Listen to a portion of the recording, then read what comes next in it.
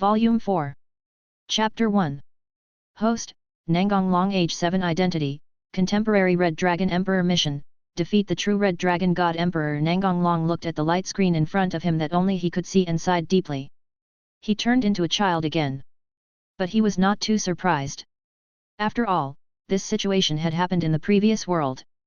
Ding, do you want to use the Dragon King Acknowledge ability card? Yes. As soon as he finished speaking, Nangong Long felt a huge force merging into his body, and his physical attributes were instantly improved qualitatively. Nangong Long clenched his fist and then unclenched it, looking at his palm and muttering to himself, "My current strength is definitely world class, so the next task is to spend some time getting familiar with my new abilities." The new power allowed Nangong Long to reach the level of a world-class boss in one fell swoop. Sensing the change in Nangong Long's power, Arubian said in surprise, "Partner, your strength has increased again." "Well, I learned a new ability." Compared with this world, the strength of the Yashao dragon was far above the Urshan Long, but not yet at the level of the true Red Dragon God Emperor. Because the true Red Dragon God Emperor definitely has world-class strength. Just as Arubian was sighing, a red gauntlet suddenly appeared on Nangong Long's left hand, and Drake's deep voice came out from it. The host's qualifications this time are quite good, surprisingly at such a young age. Before Drake could finish his words, he was interrupted by Albion's incredulous roar. "This is impossible, Arubian!" Drake also shouted. Tianlong was a little confused. What was going on? Why did two dragons appear on the same person? Arubian, puzzled, asked Nangong Long for the reason. "Every time I arrive in a world, I have an identity. According to the current situation, I am probably the Red Dragon Emperor of this generation." Nangong Long did not talk about the system, but changed the way he explained the reason for this situation. Arubian said that he needed to calm down. How could the fight continue? Was the host going to fight himself? Drake couldn't understand what the two were talking about and couldn't help asking, "What's going on? Can you explain it to me?" After listening to Nangong Long's explanation, Delag felt that his view of the life of a dragon had been almost shattered. But he was Tianlong after all, so he recovered quickly. Noticing Arubian's reaction, he also knew that Nangong Long was not lying. Arubian never thought that we who have been fighting endlessly would encounter such a situation. "Yet, it looks like there will be no more fighting in the future," Alubian said in a low voice. "How could that be? When this host dies, our fight will continue." Arubian sneered. "Drake, feel the host's aura carefully." Sensing the power fluctuations in Nangong Long's body, Drake shouted in shock. "I+4. I say, aren't you too bored of fighting each other all the time? Why don't you change your goal? For example, defeat the true Red Dragon God Emperor, the infinite dragon god Orpheus, or something like that," Nangong Long suggested. The arguing Tianlong fell silent for a moment. "Partner, to be honest, my strength is not enough to compete with them," said Arubian. "I feel the same way, mate," Drake said in a low voice. "Well, that was in the past. Don't you still have me now?" 3 years later Drake and Albion would quarrel at first, but after a while, the two dragons probably got tired of it and the quarrel turned into a chat. The lowly Irina who lived next door moved away some time ago, so no one came to visit Nangong Long anymore. Therefore, Nangong Long, who had nothing to do, activated the forbidden hand of the White Dragon Emperor Lightwings and flew around in the sky to kill time. Himejima Akeno was running away desperately, trying to shake off the pursuers behind her. Akeno Himejima is considered an ominous person by her family and a disgrace to the Himejima family. Her mother died at the hands of an assassin sent by the family in an attempt to protect her. This time, the current head of the family, Jijima Zhuang, personally led people to carry out the roundup. Himejima Akeno ran to an area of deserted houses and randomly found a house to hide in. She didn't have much strength left and would definitely be caught if she continued running. "Search quickly, she can't run far, she must be hiding nearby." Akeno, who was hiding in an abandoned warehouse, hugged her knees with a sad look on her face. "Mother, it seems my daughter can't escape this time, please give me flowers." Soon, his men brought Himejima Zhuang to the abandoned warehouse. "Master, this is the only place we haven't searched." Nangong Long, who was bored, found that there were a lot of people searching for something below, so he stayed in the air to observe. The men who rushed into the warehouse soon found Akeno hiding behind a waste box and pulled her out. "Found it!" the men shouted as they escorted Akeno out of the warehouse and brought her before the head of the household. Rias, who was hiding in the dark, was about to show up to save Akame, but the situation on the field soon changed. The moment he saw the black-haired girl, Nangong Long swooped down. Although she was very young, he recognized that it was Himejima Akame. 00, after knocking away the two people around Akame, Nangong Long protected Akame behind him, ignoring the vigilant eyes around him, and turned to her and said, "Are you okay?" Himejima Akame stared blankly at the man in full armor standing in front of her, and replied subconsciously, "Fine." Jideo Zhuang looked directly at the mysterious man in front of him, "Who are you?" Nangong Long moved his eyes forward and said in a bad tone, "It is a very bad behavior to interrupt other people's conversations. And you guys are a bunch of men, do you have any shame in bullying a little girl?" Before Himejima Zhuang could say anything, his subordinates got angry first. "You are looking for death. It's not your turn to manage what our Himejima family does. If you know what's best for you, get out of here right now." Nangong Long looked at them and said sarcastically, "Do I need to care about the Himejima family? Don't feel good about yourself, you barking dog." The faces of the people from the Himejima family suddenly turned very ugly and they were ready to get rid of the people in front of them. Junai pulled Nangong Long's arm with some concern. Who could this person be? He is so arrogant. Ria stared at the changes on the field with curiosity. Agrippa, who was standing beside her, frowned and did not answer. Jideo Zhuang looked slightly angry and said in a rather unhappy tone, "Your Excellency, it's too much to say that. Besides, this is our family affair and outsiders have no right to interfere." Chapter 2. Himejima Akame had a sad expression, obviously recalling bad memories. Nangong Long naturally would not change his position just because of a few words from the other party. "If that's the case, you have no right to control what I do. Please give the order, sir, we will immediately capture this rude person." The others also looked at Jideo Zhuang and waited for his decision. Although Jideo Zhuang was angry, he still remained rational. The other party's quick and agile skills made him a little afraid. More importantly, he always felt that he had seen the person in front of him somewhere, but he just couldn't remember where he was at the moment. Jideo Zhuang raised his hand to stop his subordinates from looking directly at Nangong Long and said expressionlessly, "Your Excellency is meddling in other people's business. You should consider whether it is worth it to provoke our Himejima family for an unrelated person." 530 Himejima Akame showed a look of grief on her face. She reached out and pulled Nangong Long's arm to make him turn his gaze to her. "Go away. I don't want anyone else to get hurt because of me. I am just a person with filthy blood. I am not worthy of you doing this." Nangong Long did not answer but pulled Akame in front of him. Himejima Zhuang showed a look of joy, thinking that Nangong Long was going to give in and hand over Zeno, while the subordinates behind him showed mocking expressions, saying that no matter how tough he was, he would still have to admit defeat in the end. Rias muttered indignantly, "What? I thought he was so powerful." Agrippa, the bishop of Rias's father's family, had completely different ideas from hers. "My lady, maybe it's completely different from what you think. If my guess is correct, he will never compromise. The Himejima family is not qualified to do so." Rias looked at him in surprise, not understanding why he spoke so highly of the other party. Akame, who was standing in front of Nangong Long, had mixed feelings. Although she had made up her mind not to implicate others, she still had a little hope in her heart that someone would be willing to become enemies with the exorcist Himejima clan in order to protect her. In that case, her life in this world would not be in vain. The next moment, in Akame's shocked eyes, her hope was realized. Nangong Long looked at Himejima Zhuang and others on the opposite side, pointed at Junai and made his declaration domineeringly, "From now on, she is under the protection of me, the White Dragon Emperor. As for you, you will die if you don't leave." Jideo Zhuang finally remembered why he felt this strange sense of familiarity. He had seen information about Tianlong in the family files. Rias turned her head and looked at Agrippa. By Long Huang, could he be the legendary second heavenly dragon? "Yes, miss." Himejima Zhuang slowly exhaled, his face was serious and his tone was not as tough as before. "Your Excellency White Dragon Emperor, I have something to tell you. The person you want to protect has the blood of a fallen angel." Junai's heart tightened and her hands moved nervously. She didn't know whether the person who was willing to protect her would change his decision after hearing this. Before Jideo Zhuang finished speaking, Nangong Long interrupted him directly. "Why are you so nosy? If I tell you to go away, just go away now.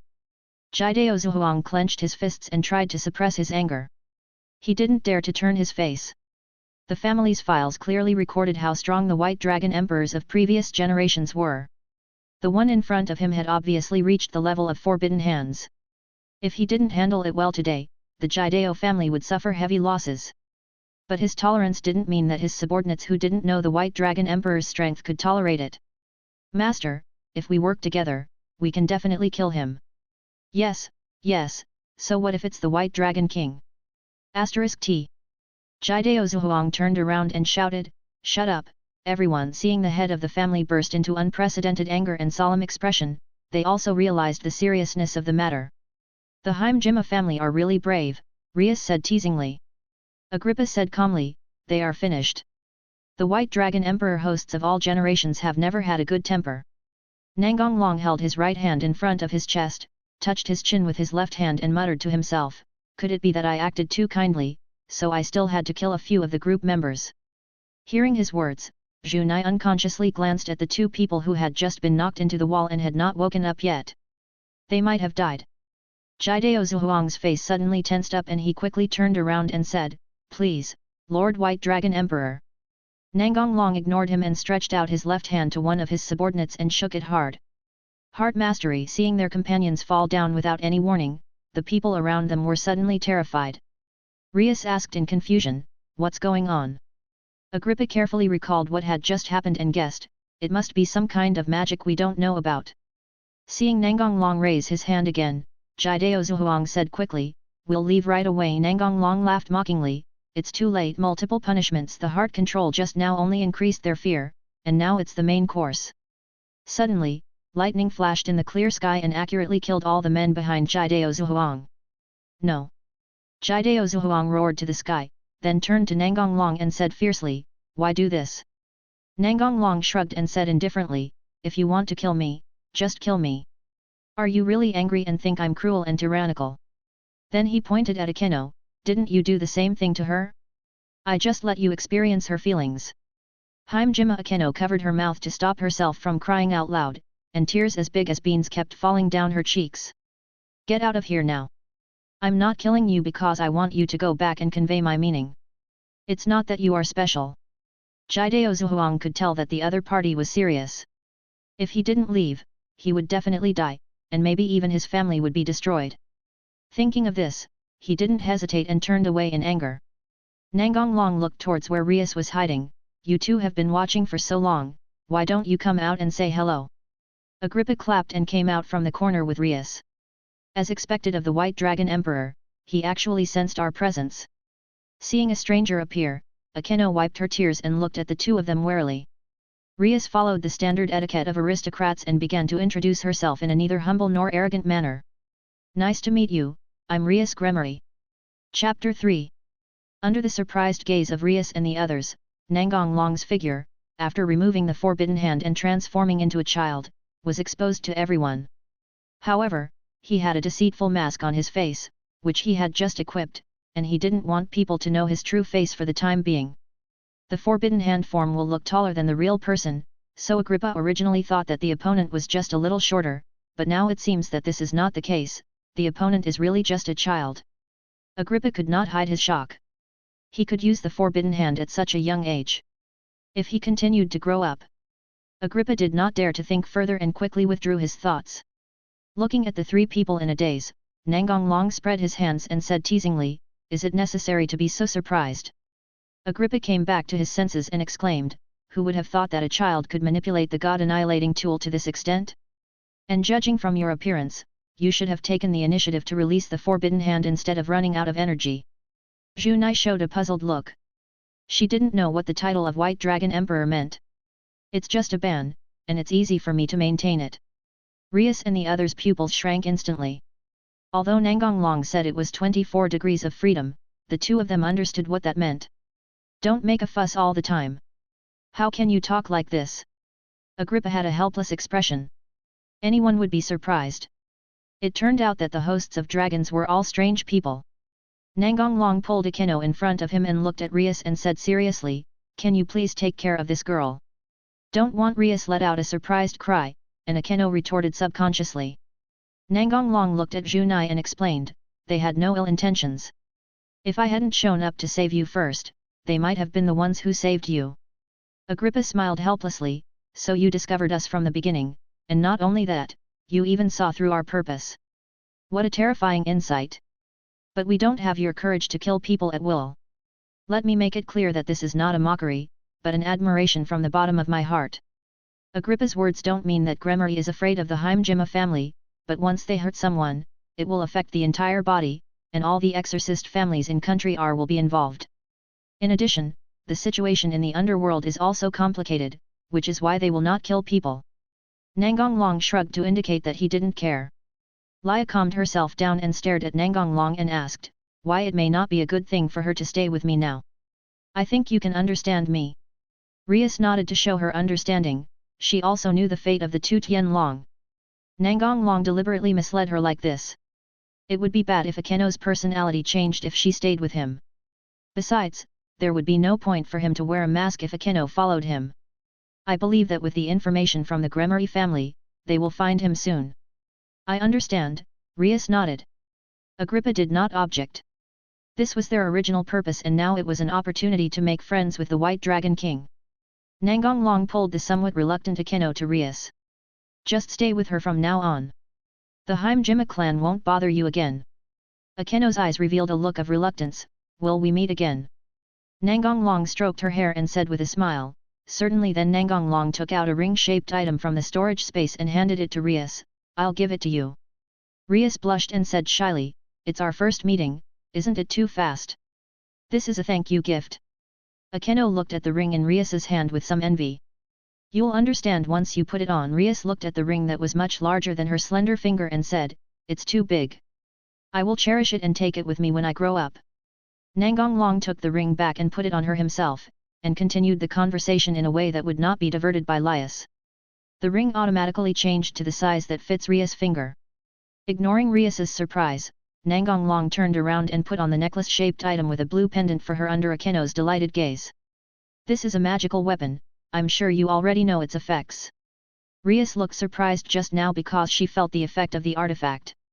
The ring given to Rias mainly increases magic and attack, and is a relatively balanced artifact. Akeno's is a specialized artifact that specifically strengthens lightning magic, and because of its single attribute, the bonus is very high. This is too expensive, I can't take it. Rias said as she was about to take off the ring, and although Akeno was reluctant, she was doing the same thing. She was reluctant not because the necklace was a divine artifact but because the necklace was a gift from Nangong Long. Nangong Long stretched out his hand to stop the two people, shook his head and said, I will not take back what I gave you. Seeing Nangong Long's tough attitude, Rias and Akeno stopped what they were doing. Although the magic weapon can make you stronger, you should not rely on it too much and neglect your own practice. Understood, Rias nodded in response.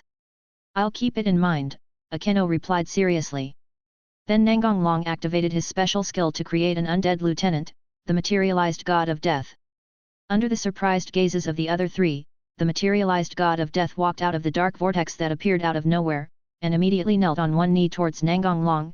See, Supreme World. Nangong Long nodded and pointed at Akeno and Rias and said, you will obey their orders for the time being. I obey your command.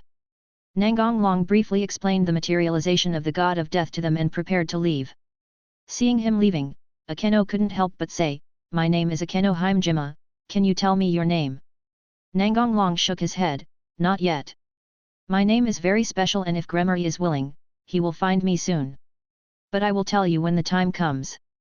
After saying that, Nangong Long turned around and left. Looking at his back, Akeno shouted, I will always look forward to that day. Seeing Akeno looking a little dazed, Rias took her hand and prepared to take her back to her home. Akeno looked at Rias and made her request, can you tell me about the White Dragon King? Well, the White Dragon King is the second heavenly dragon. Rias carefully told Akeno what she knew about the legend of the two heavenly dragons. Agrippa walked beside the two, but his attention was not on them at all, but on the embodiment of death behind them. The aura emitted by the other party gave him a very dangerous feeling. Chapter 4. The Gremory family in the underworld. After returning home, Rias immediately took Akeno to meet her parents and brother, and carefully recounted the entire process of her encounter with the White Dragon King from beginning to end. After listening to her story, Surtks looked at the materialized Grim Reaper who had been standing behind them since a while ago. What's your name? Death One. The others couldn't help but frown. What kind of name was this? However, the Grim Reaper did not answer them even if they continued to ask. Helplessly, Surtks looked at Rias and asked her to ask the question. Rias nodded to show that she understood. Don't you have another name? Due to Nangong Long's previous order, he still had to answer Rias's questions. No, we were created by the Supreme Lord, and our names are ranked according to the order of creation. Rias's father asked in a deep voice, does the Supreme One refer to the White Dragon Emperor? And you were created out of thin air by him. Death Number 1 still ignored others until Rias asked him to answer. Your Excellency is currently acting under the name of the White Dragon King, and I was created before. The moment an adjutant is created, he or she will receive certain knowledge and intelligence. After hearing what Death Number 1 said, the others looked in disbelief and shock. The ability of the contemporary White Dragon Emperor to create life is far beyond our imagination. Surtsk sighed, then changed the subject and stared at the adjutant and asked, your aura gives me a very strange feeling, you don't seem like a living creature. Could you please take off your helmet and show us your true appearance? Nangong Long did not instruct the adjutant to conceal his identity, so he took off his helmet without hesitation to reveal the skull underneath. The people around couldn't help but gasp. We are undead, so naturally we don't have the breath of the living. Surtsk regained his composure and wanted to continue asking questions, but Death Number 1 had already put on his helmet and returned to Akeno's side, not answering any questions. Rias asked him to answer, but he just responded that he had said everything he could.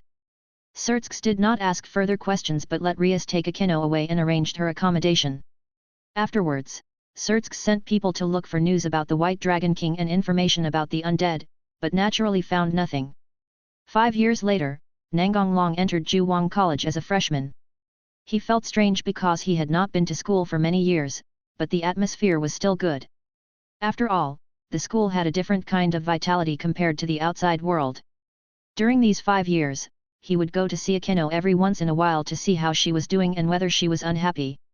He already knew everything they learned in class, so he either slept or read comics or played games in class. The teacher would pay attention to him at first, but since he knew the answers to all the tests, the teacher no longer cared, as long as he didn't disturb other students. Nangong Long's deeds soon spread throughout the school. Because he was very handsome, he was very popular and admired by girls. Therefore, many girls would approach Nangong Long under the pretext of asking questions. The boys hated him so much that they gnashed their teeth. At night, in an abandoned house, Nangong Long, who was taking a walk, felt a scent luring him to somewhere, so he followed the scent and came to the abandoned warehouse in front of him. A lost devil? Why do you have to target me when you can target anyone else? Your luck is definitely negative, Nangong Long complained. As soon as Nangong Long opened the door and walked in, he saw a plump and mature lady, but he knew that this was just an appearance. Hey, you're a handsome boy. Do you want to play with me? Nangong Long shrugged and said, forget about your words, I'm not interested. The royal sister's smile turned hideous and her originally beautiful figure changed into that of a monster. No, I have to love you well. Move the time forward a little. Student Union President, we have been commissioned to solve the lost demon, Shinra Tsubaki reported to Shishido-sana. Okay, I understand. Tell the others and we'll solve it tonight. Clear at night, when they arrived at the abandoned warehouse where the lost demon was hiding, Kang Na and others found that someone had already arrived, so he did not show up for the time being. Kang Na looked at Zhen Luo Chunji and asked, who is that person? Nangong Long, a freshman, is very popular among the girls. He is the problem student that was widely rumored a few days ago. Hwaja Adao said anxiously, President, let's go rescue him. Kang Na asked calmly, how do you know him? Hwaja Adao replied somewhat embarrassedly, well, we're not that familiar with each other. We just talked a few days ago. He spoke to you. Hwaja Adao blushed, I took the initiative. President, now is not the time to discuss this. Let's go in quickly. If we are late for a while, Nangong will be in danger. Kang Na said calmly, wait a minute, take a closer look at him, does he look a bit panicked? He doesn't look like someone in crisis at all. No do no die Welsh dragon balance breaker. Drake's deep voice rang out. A huge ochre red aura enveloped Nangong Long, and in the blink of an eye he was covered in red armor, with an oppressive aura bursting out from his body. The lost demon who was rushing forward instinctively stopped, and a strong sense of crisis prompted her to turn around and run away. Nangong Long raised his right hand and pointed it at her. Disintegration. As soon as the words were spoken, the body of the lost demon began to decompose rapidly and eventually disappeared without a trace. Not bad, we can start the next stage. Partner, how else do you want to improve this magic? Drake asked curiously. Zhao Li's, Nangong Long smiled and said, my goal is to kill anyone I glare at. President, what is that? Shinra Tsubaki widened her eyes in disbelief. Hwaja Adao's eyes were full of hearts, and she looked like a crazy fan. King Na tried to calm herself down and said slowly, let's go out and say hello. The other party should have already spotted us. Nangong Long turned and walked out, just as King Na was walking towards him with her family. Nice to meet you, Your Excellency the Red Dragon Emperor. I am Cheeto Sana, a high-ranking demon. Nangong Long lifted the forbidden hand transformation, looked at King Xiang and smiled, I know you, the popular idol of the school. As for who I am, I think the president already knows. I do know this, but I didn't expect that Nangong would be the host of the Red Dragon Emperor. I keep a low profile and I don't say anything. Chapter 5. Nangong Long extended his hand to King Na, how about making friends if you don't mind? King Na was slightly stunned. She didn't expect that the Red Dragon Emperor would take the initiative to be friends with her, but she immediately reacted and held Nangong Long's hand with a sweet smile. It's my honor, Nangong-san. We are all friends, it's okay to call me by my name. King Na hesitated for a moment and replied, Long, you can also call me King Na. Hwaja Adao looked at the two of them with envy and jealousy. Nangong Long looked at the others and said to King Na, why don't you introduce yourself, Sana? King Na smiled slightly awkwardly. She didn't expect things to develop in this direction. She was originally planning to just say hello and leave. Sana signaled with her eyes for her companion to introduce herself. Shinra Tsubaki, Vice President of the Student Union. Ria Kisashida, first year. By the way, I'm a member of your fan club. Ria smiled playfully. Really? I'm very happy that such a cute girl is my fan. Kusita. Ria blushed. Just as Hwaja Adao was about to introduce herself, Nangong Long spoke first, Daisy, I didn't expect to see you in this situation. Hearing Nangong Long's address, Hwaja Adao blushed and rubbed the corner of her clothes shyly and said, 150 Tao, Daisy, are you calling me? Nangong Long looked at her with interest and said teasingly, yes, if you don't like it, I can. Hwaja Adao waved her hands hurriedly and said loudly and excitedly, no, I like this name very much, that's fine. Then he whispered, well, can I call you by your name like the president? Sure. King Na's family members have not been gathered together yet, and currently there are only these people. After getting to know each other, Nangong Long said goodbye to King Na and teleported back to his home. King Na and the others were not surprised that Nangong Long disappeared instantly, after all, they also knew the magic of transfer. President, can you explain the meaning of the title Walongdi? Shinra Chunji asked Tana. She had some doubts in her mind just now, but because Nangong Long was present, she couldn't ask directly. King Na nodded, I didn't tell you before, but I never thought that one day I would meet one of the legendary two heavenly dragons in person. Legend? Is dragon such a powerful figure? Hwaja Adao asked curiously. King Na looked at them and said seriously, you all felt the pressure just now. If he had been hostile, none of us would have been able to leave alive today. Equals. King Na carefully told her companions about Tian Long's deeds. After listening to this, Shinra Tsubaki expressed her own opinion, President, do you think Nangong Long is really interested in making friends with you or does he have other motives? Before Sana could say anything, Hanakaito and Kisashida Rie retorted at the same time, the dragon must be sincere. You two calm down first. How can you use the judgment of a nymphomaniac as a reference? Shinra Tsubaki said seriously. King Na interrupted them, it's okay, I don't feel any ill will. We will be in contact with each other more often in the future, and we will know it naturally over time. What they didn't expect was that Nangong Long didn't go to class the next day, and this situation continued for 3 days. If Nangong Long hadn't shown up, King Na would have thought that he had left because his identity was exposed. Underworld. Nangong Long found a place that was rarely visited and surrounded by dangerous areas as his base. Then, the entire Great Tomb of Nazarick was summoned to this world. Between the thrones, Nangong Long returned here after a long absence and felt extremely familiar for a moment. Sitting on the throne, Nangong Long sent a message to let Albedo come to see him. Albedo immediately used teleportation to the 12th floor and pushed open the door between the thrones. Seeing Nangong Long's greatly changed appearance, Albedo walked up to him and knelt on one knee without any hesitation to pay her respects. She could feel that the person in front of her was the Supreme Lord whom she loved deeply. "Get up." Yes, Albedo walked over and stood beside the throne. However, Nangong Long pulled her into his arms and let her sit sideways on his lap. Albedo was extremely excited, her face flushed with excitement. "Sir, am I going to have my first time here?" Nangong Long lowered his head and kissed her. Albedo cooperated by closing her eyes and wrapping her arms around his neck. She had been looking forward to this moment for a long time. After the kiss, Albedo thought it would continue, but Nangong Long stopped. Albedo looked at him in confusion. "Why did you stop, sir?" "It was me who did it, okay?" Nangong Long shook his head and smiled. "It's not your fault. I have other things to do right now. Let's continue this matter when we return to my room." There was a blazing fire in Albedo's eyes. She wanted to finish whatever it was right away, and then do the long-awaited thing with her beloved Supreme.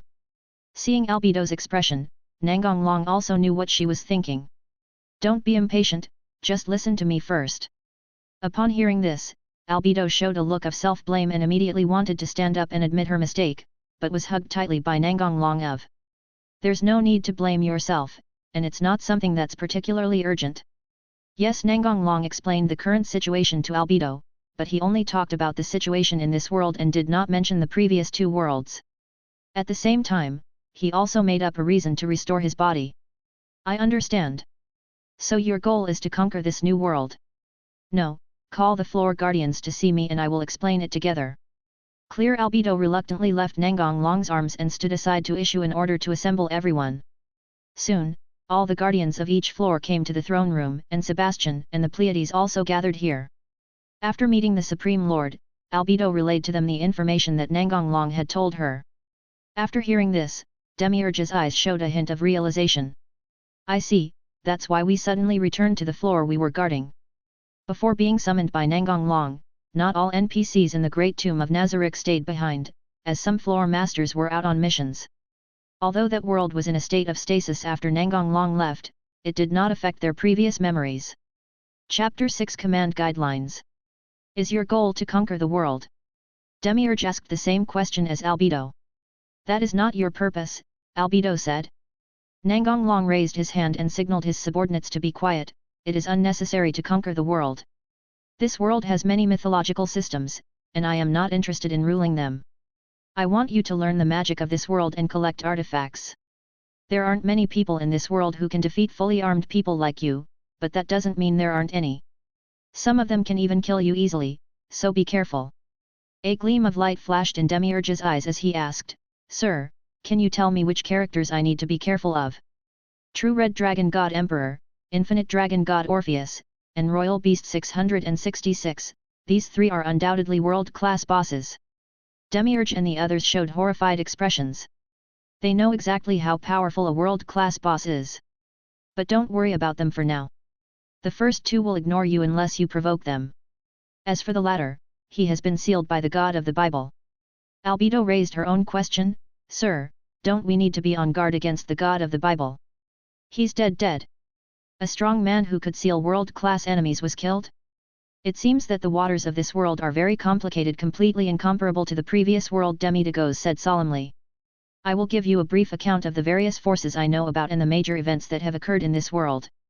Everyone listened carefully, as this was related to their next course of action. After listening to Nangong Long's words, Demiurge made his own summary. "In short, we must be careful of the leaders of the major forces and never take it lightly." Nangong Long felt that what Demiurge said was not comprehensive, so he spoke up to remind him, "You must also be careful with humans and not look down on all humans like you did before." Shaltir couldn't help but speak, "Why do mere humans need to make adults so alert?" Demiurge looked at her and said, "There must be a reason why the adults said that. I will just listen carefully." Nangong Long glanced at him approvingly and continued, "The artifact I mentioned before is the reason. Artifacts choose humans as hosts. The artifacts in this world are different from the ones we have. They vary in strength. Weak ones can only make the owner stronger than humans, but strong ones can enable humans to achieve the feat of killing gods. What? Nangong Long raised his hand to stop some of his subordinates from making surprised noises.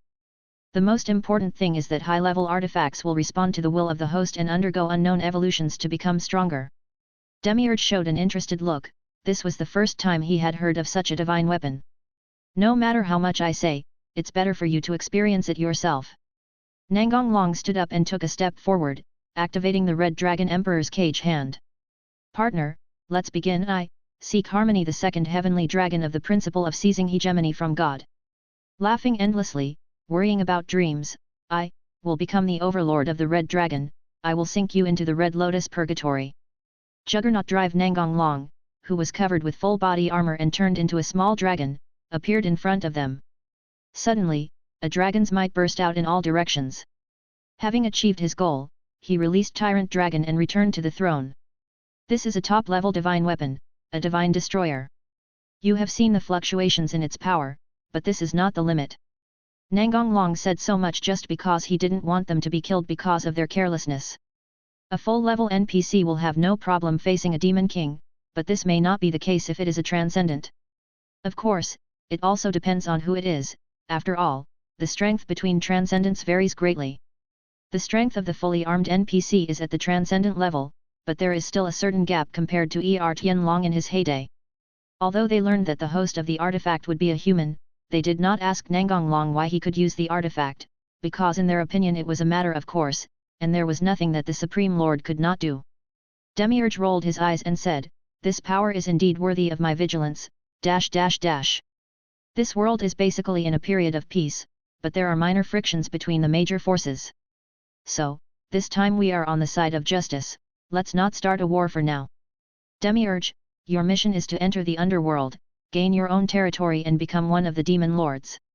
I obey your command.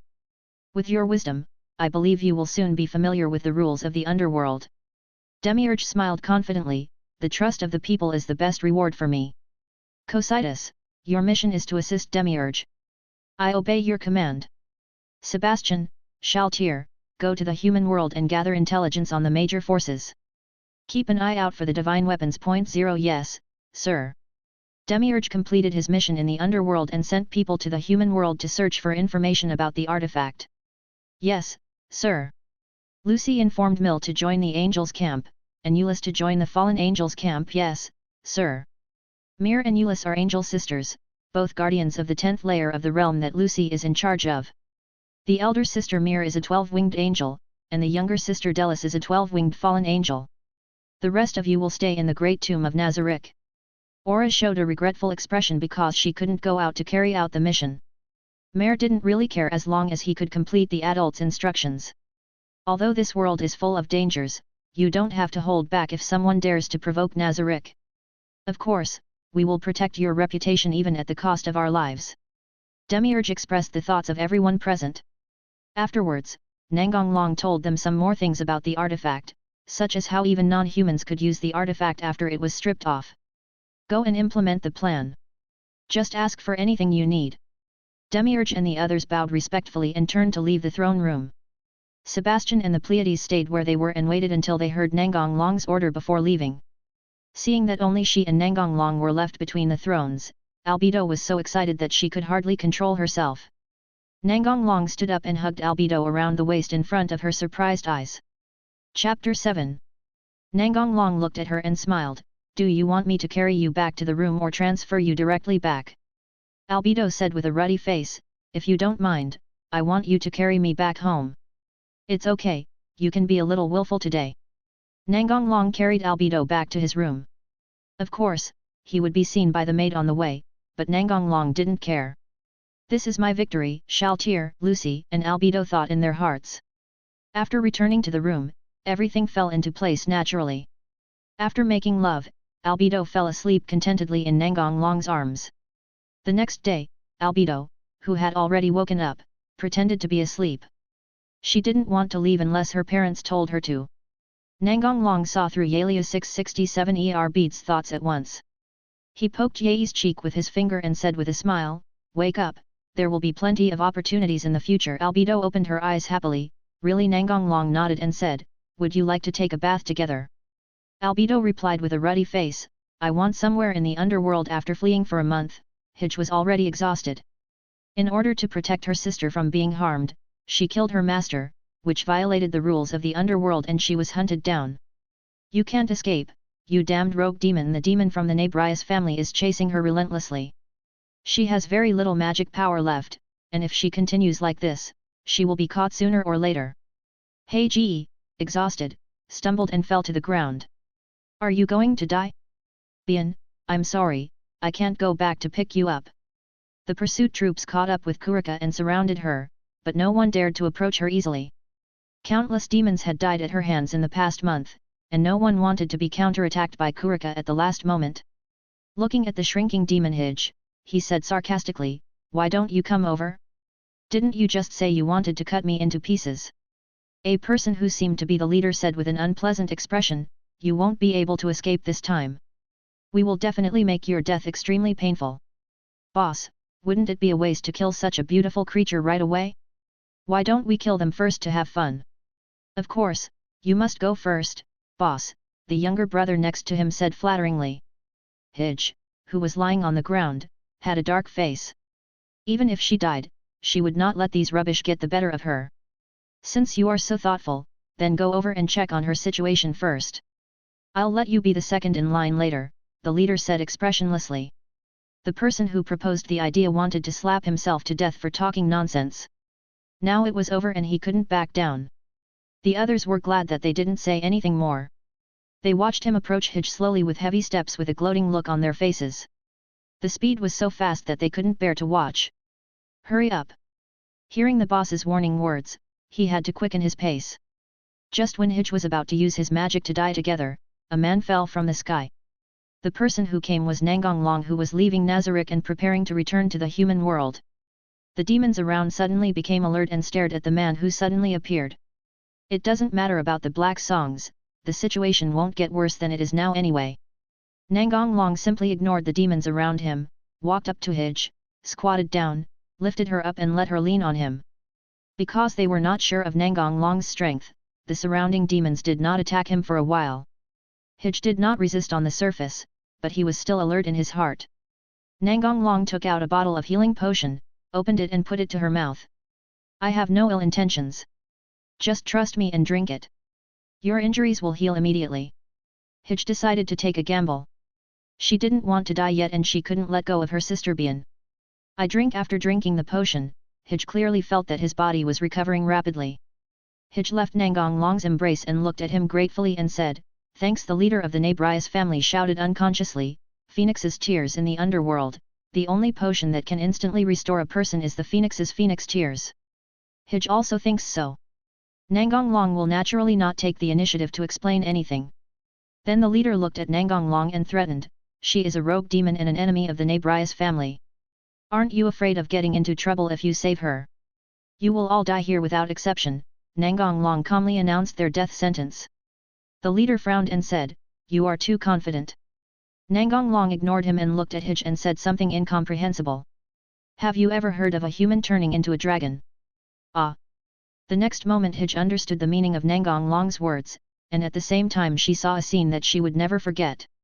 Half-dragon black dragon scales with mysterious patterns appeared on Nangong Long's body, and dark wings grew on his back. The people around him stared at the unbelievable scene with wide eyes. After transforming into a dragon, he immediately embraced Hij and flew high into the sky.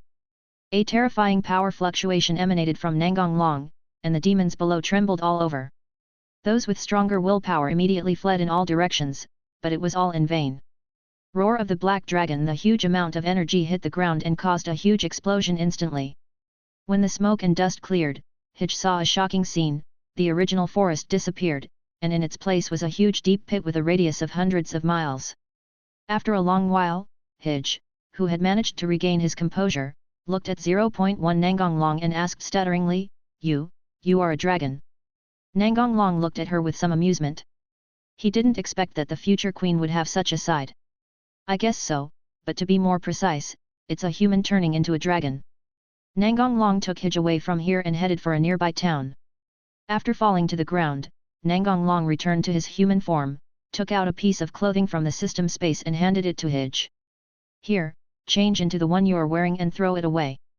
Hij took the clothes and looked at Nangong Long, who immediately turned his back to her and said with a smile, "No need to turn around, I don't mind what you said." Since Hij said so, Nangong Long naturally read them all. After changing her clothes, Hij looked at him and said, "My name is Hij Nangong Long." Chapter 8. Nangong Long took Hij into a restaurant, asked for a private room and ordered a lot of food. Nangong Long looked at Hij and said, "Whatever, you must be very hungry." Hij eats very fast, but her eating manners are not ugly. She still pays attention to her image. After eating, Hij looked at him and asked, "Why save me? Do you need a reason?" Hij rested her chin on her right hand, tilted her head and looked at him with a slight smile. "Yeah, I want to hear meow." Nangong Long thought for a moment and said, "I am upset when I see them bullying pretty girls. How about this reason?" "Is. Hij's eyes sparkled and he smiled with his hands covering his mouth. "Just because you offended the nobles of the underworld, for this reason, I am interested in you." Meow. Nangong Long smiled. "Offended? Just a bunch of scum, a lie, offended. What a confident man he is. Maybe I could ask him to help me bring my sister back, but how should I ask him? And it seems like I have nothing I can give in return." Thinking of this, Hij looked down at himself and suddenly laughed, as if it wasn't nothing after all. "Can you do me a favor? The reward is 20 for myself." Nangong Long roughly guessed what it was. The only person who could make Hij treat her like this was her sister Bo. "What's up?" Hij took a deep breath and said, "I want you to save my sister Bian. After I killed my master, I was being hunted down and had no ability to take her away. I don't know how she is doing now." Hij was somewhat worried. Although Nangong Long said that he didn't care about the Nazarick family, whether Nangong Long would completely offend the other party for her was another matter. After all, doing so would be equivalent to going straight to their door and slapping them in the face, leaving no room for retreat. Under Hij's surprised gaze, Nangong Long nodded in agreement without any hesitation. "Don't you want to ask me why I killed my master?" Nangong Long shook his head and said, "You'll tell me when you want to." Hij paused for a moment, then smiled charmingly, "I'm a little moved." Meow. Kurika walked up to him, hugged his arms and said, "Then let's go now." Then she tilted her head and looked at him. "We just barged in, quietly. Of course I walked in openly." Kurika was responsible for showing the way, while Nangong Long took her to fly at high speed. The two of them worked together and soon arrived at the territory of the Nazarick branch demon where Kurika had lived before. Nangong Long took Hij to the most luxurious manor in the territory. As soon as they landed, they were surrounded by guards. "Hij, you dare to come back? Damn betrayer!" Nangong Long frowned, emitting a cold and deadly murderous intent. The biting chill instantly spread throughout the demons' bodies, and they suddenly shut their mouths after cursing non-stop. Hij felt warm in his heart and took the opportunity to ask, "Where is my sister?" A guy who looked like a leader said loudly while holding back the fear in his heart, Your sister has been executed." Hij's face turned pale instantly and he yelled hysterically, "It's impossible that you lied to me. Bian can't be in any trouble. Ha ha ha, it's because you killed the master that she is suffering." Before he could finish his words, Nangong Long, who suddenly appeared in front of him, broke his neck. Then Nangong Long returned to Hij and placed his right hand on her shoulder and said, "Calm down." He might have said that on purpose. The light in Hij's eyes returned and he nodded vigorously, "You're right." Seeing Hij return to normal, Nangong Long looked around at the demons who were unable to move due to his aura. Blood and bones. A large number of huge skeleton thorns emerged from the ground, and the demons around them were immediately pierced through. Not only that, the dark red veins on the skeletons seemed to come alive and kept wriggling. The blood in the demon's body was immediately sucked out and it shrank rapidly. After doing all this, the huge skeleton thorns disappeared as if they had never appeared, leaving only scars all over the ground. Hij looked at the scene in front of her in horror, but she quickly calmed herself down and said to Nangong Long, "We haven't asked anything yet." Nangong Long waved his hand and replied, "We can't get anything out of them from just a bunch of soldiers. Let's go in and find the nobles inside." Good. Hij was feeling a little depressed and uneasy. She walked over to Nangong Long and hugged his arm. This made her feel a little more at ease. "Your sister will be fine."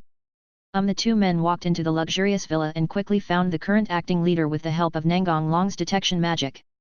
As for the enemies they met on the way, Nangong Long did not let any of them go. Nangong Long found the real culprit without saying much and teleported in front of him, grabbed his head with his right hand and cast a spell. Soul analysis. After getting the information he wanted, Nangong Long threw the dead superior demon aside. Nangong Long's movements were so fast that Hij only reacted now. Ah! He was killed again. Wasn't he the leader? Nangong Long turned around and looked at Hij and said with a smile, "Don't worry, your sister is fine." Hij hurried to his side. "How did you know that, meow?" Nangong Long pointed at the dead body lying beside him, used magic to search his memory. 553 Meow, where is Bian? He was taken away by another demon, and he has no memory of where he went. Hij's eyes darkened and he whispered, "I see, but I feel relieved knowing that she is still alive." Nangong Long patted Hij's shoulder and comforted him, "Let's leave here first, I'll send someone to check it out later." Do you have any other men? Of course, let's talk about this after we leave here. Nangong Long returned to the human world with Hij. In Nangong Long's house, Hij was looking here and there curiously. "Your home is much more ordinary than I thought." Nangong Long looked at her with some amusement. "What do you think my home will be like?" Nangong Long now lives in an ordinary independent two-story building. It should be more luxurious and more. Hij suddenly stopped talking and looked at Nangong Long and stuck out his tongue. "I won't tell you, meow." Nangong Long smiled and took her to familiarize herself with the room. "This is the bathroom. This is the kitchen going up to the second floor." Nangong Long pointed to a room. "You will live in this room from now on." "Okay, meow, which room do you live in?" "Your next door." Hearing this, a gleam of light flashed in Hij's eyes. Chapter 9. After getting familiar with the room, the two returned to the living room. Hij, who was sitting opposite Nangong Long, brought up the previous question. "What's the name of your organization?" Nangong Long looked at her and replied, "The Great Underground Tomb of Nazarick." Hij tilted his head with a puzzled expression. "What a weird name, meow. I'll take you back later." "Okay, meow, I'll contact my subordinates first." Hij nodded to show that he understood, and Nangong Long sent a message to contact Dice Hugos. "Demiurge, I have something for you to do." "My lord, please give me your orders." "Send someone to check the whereabouts of a little girl named Bian. The details will be sent to you via magic later." "Yes, sir." After ending the call, Nangong Long took out a piece of parchment and wrote down all the information he knew on it. Then he activated magic and the parchment quickly combusted and disappeared. "Well, there will be news soon." Hij showed a grateful look. "Thank you, meow." Nangong Long stood up, touched Hij's cat ears and said, "Okay, take a shower and go rest." Next day Hij, who was sleeping on Nangong Long, rubbed his eyes and said dazedly, "Is it morning already?" Nangong Long couldn't help but pull Hij's cat ears. "Meow, what are you doing?" "Nothing, get up." "Okay, meow." Before getting up, Hij deliberately rubbed his chest, then immediately slipped back to her room. Nangong Long shook his head and laughed, muttering, "What a naughty kitten." After washing up, Nangong Long took Hij's hand and put a ring on her finger. "It will hide your scent so that people from other forces in the town won't discover your identity as a demon." Hij smiled slyly upon hearing this. "Meow, I thought it was a token of love." Nangong Long looked at her and smiled. "Okay, put away your cat ears and tail and let's go out for dinner." Eating is not a necessity for Nangong Long, so he only goes out to eat when he wants to, so there is basically no food at home. After having breakfast with Hij, Nangong Long gave Hij a stack of banknotes and a card. "You can go for a stroll by yourself. I have to go to school first." Kurika showed a surprised expression and said incredulously, "You still want to go to school?" "Meow. This is also kind of fun, isn't it?" "I don't understand, where are you going?" "Kuwang College High School." "I understand, meow. I will wait for you at home, meow." Although Hij is not familiar with this place, Nangong Long is not worried about her. After all, she is a monster after all. Nangong Long hadn't come to school for a few days, so the teacher naturally asked about it. When he learned that he hadn't come to school because of illness, the teacher asked with special concern whether he wanted to rest for a few days. As soon as the class was over, the girls in the class surrounded him. "Nangong classmate, are you okay?" "Nangong classmate, do you want me to help you go to the health room to rest?" Murayama is so cunning. Asterisk. "No, I should come." The boys who saw this scene were so angry that they gnashed their teeth, wondering why the hell they couldn't get such a good thing. Nangong Long raised his hand and pressed it down, and the girls immediately quieted down. "Thank you for your concern, I am fine now. Just at this moment the bell for class rang, and the girls had to return to their seats and wait for class. After the last class in the morning, an unexpected person appeared in Nangong Long's class. The students immediately started talking in low voices. Why is the vice president here? Have no idea. Hey, she's heading towards Nangong-san. No, no way, even the vice president is attracted to Nangong-san. I hate it so much. I'm so envious. There is no doubt that this is definitely a statement made by a boy. Hearing the discussions around her, Zhenluo Chunji blushed slightly, but still walked in front of Nangong Long Chi. President Nangong wants to see you. The somewhat nervous Shinra Tsubaki almost let the cat out of the bag. Good. Seeing that Nangong Long agreed, Zhenluo Chunji hurriedly took him away from here to the student union. I didn't hear it wrongly, the president actually knows Nangong-san. Well, could it be that the president and classmate Nangong have already? Student union. Hearing the knock on the door, King Na raised her head and said, "Come in." King Na first glanced at Nangong Long and then pointed at the sofa and said, "Sit down and talk." Sana thought for a moment, organized her words, and said in a caring tone, "Where have you been these days? Don't tell me you have a cold, I won't believe it." Nangong Long smiled and teased, as expected of the student council president, he knew the reason for my leave so quickly. "I am serious." Nangong Long shrugged and said, "Took a tour of the underworld. I see, nothing happened to you, did you? Do I look like I'm in trouble?" King Na shook her head and said, "Indeed, with your strength, no one can hurt you. I'm relieved that you're okay." After thinking about it, King Na added another sentence. "If you have any problems in the future, you can ask me for help." After that, the two chatted casually for a while, and Nangong Long returned to the classroom. However, from then on, word spread on campus that Nangong Long and King Na had some close relationship. 2 days later, Demiurge sent word that Bian's whereabouts had been found.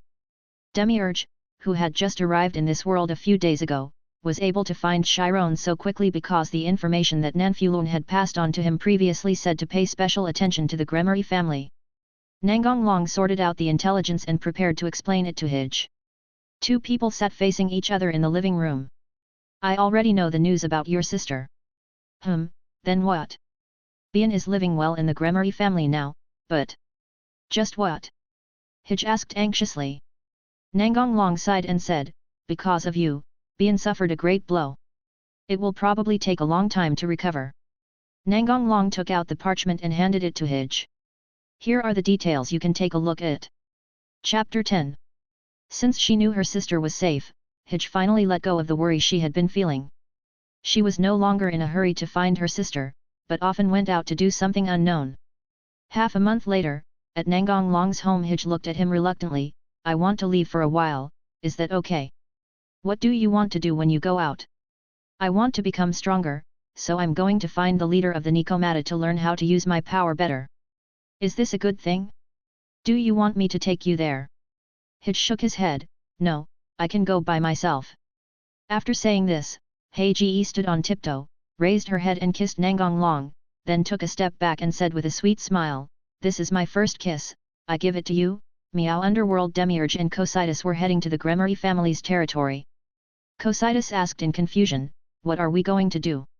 Demiurge smiled evilly and explained, "Through the intelligence gathering during this period, I have roughly grasped the rules of the underworld. Even if demons like us who suddenly appeared are registered with the underworld government, they are only low-level demons. Of course, as long as we can be promoted to low-level evil demons, it's okay, but the problem is that low-level demons are not eligible to participate in the so-called ranking game, so we can only take another path." "What?" "We need to fight the Demon King to show our strength and ask him to promote us to the rank of senior demon. After that, we need to slowly accumulate prestige." Cocytus raised a new question after hearing this. "Didn't the adults say that we should try to resolve it peacefully? Is this okay?" "I have already consulted the adults about this matter and have received approval. And this matter will not be a big deal. Demon Lord Surtsks will not take it seriously. We just need to show enough strength." Understood. When the two arrived at the Gremory Manor, they didn't say hello, but just barged in. Demiurge knew that he would not be able to meet Surtsks by using a gentle way. How could the other party meet someone of unknown origin? The guards were naturally not strong enough to stop them, and they fainted without even having the chance to scream. Surtsks soon found out what was happening outside, and went out to deal with it himself. Seeing the guards lying on the ground, Sertsk's frowned, but he immediately realized that the guards had just fainted and were not seriously injured, so his frown relaxed. I wonder what the two of you can do for me. Demiurge bowed like a noble, then stood up and said with a smile, I am Demiurge, and he is Cocytus. We have no ill will towards each other, we just hope that the Demon King can give us the status of a high-ranking demon. Sertsk's remained alert but said with a blank expression, as long as you pass the assessment, you will naturally be promoted to senior demons. Demiurge shook his head and retorted, no, no, no, that would be too troublesome. Besides, the Demon King should know that it is extremely difficult for a demon without a background to be promoted, right? Sertsk's asked back, could it be that you two are ordinary demons? That's actually the case. Are you kidding? Let's have a fight first. After saying this, Demiurge disappeared from the spot. Demon aspects, giant demon arm. Sertsk's reacted quickly and dodged the attack, then immediately counterattacked by firing a magic bullet containing destructive power at the enemy. Demiurge did not dodge but took the blow head-on. The opponent obviously did not use his full strength, so he decided to experience it himself so that he could come up with a better way to deal with it in the future. Moreover, you can resist without getting hurt and give the opponent a shock. Sertsk's was indeed surprised for a moment, but he recovered immediately and continued fighting. Devil's aspects, sharp broken claws. Sertsk's fired more destructive magic bullets at a distance, and was able to freely control them to attack the enemy. Hellfire wall. Devil's aspects, flame demon whip kick. While Sertsk's was dodging the flames, Demiurge kicked him away with a whip kick and then stopped attacking. Sertsk's also stopped when he saw this, frowned and said, what is your purpose? At this time, Sertsk's parents and Gurfia also rushed over. Sertsk's father said solemnly, intruders. Seeing the number of opponents increase, Cocytus also walked up to Demiurge and drew his samurai sword.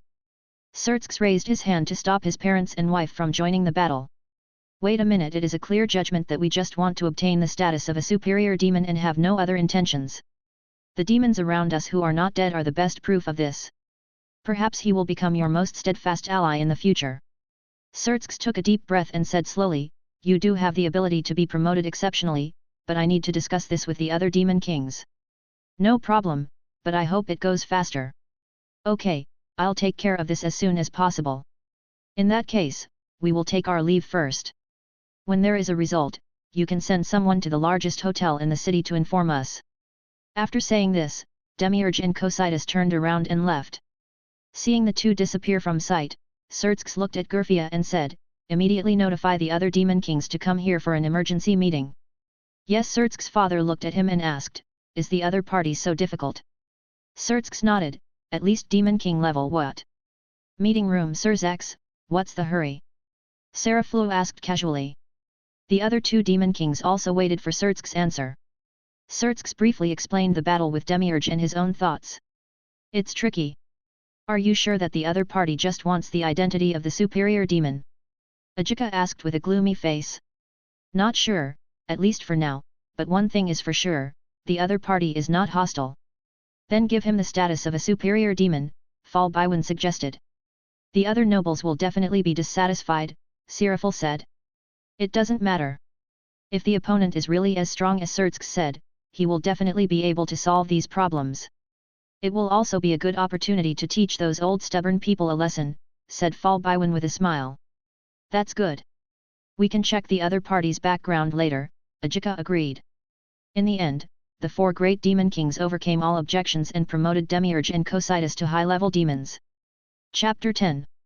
Since she knew her sister was safe, Hij finally let go of the worry she had been feeling. She was no longer in a hurry to find her sister, but often went out to do something unknown. Half a month later, at Nangong Long's home, Hij looked at him reluctantly. I want to leave for a while, is that okay? What do you want to do when you go out? I want to become stronger, so I'm going to find the leader of the Nikomata to learn how to use my power better. Is this a good thing? Do you want me to take you there? Hij shook his head, no, I can go by myself.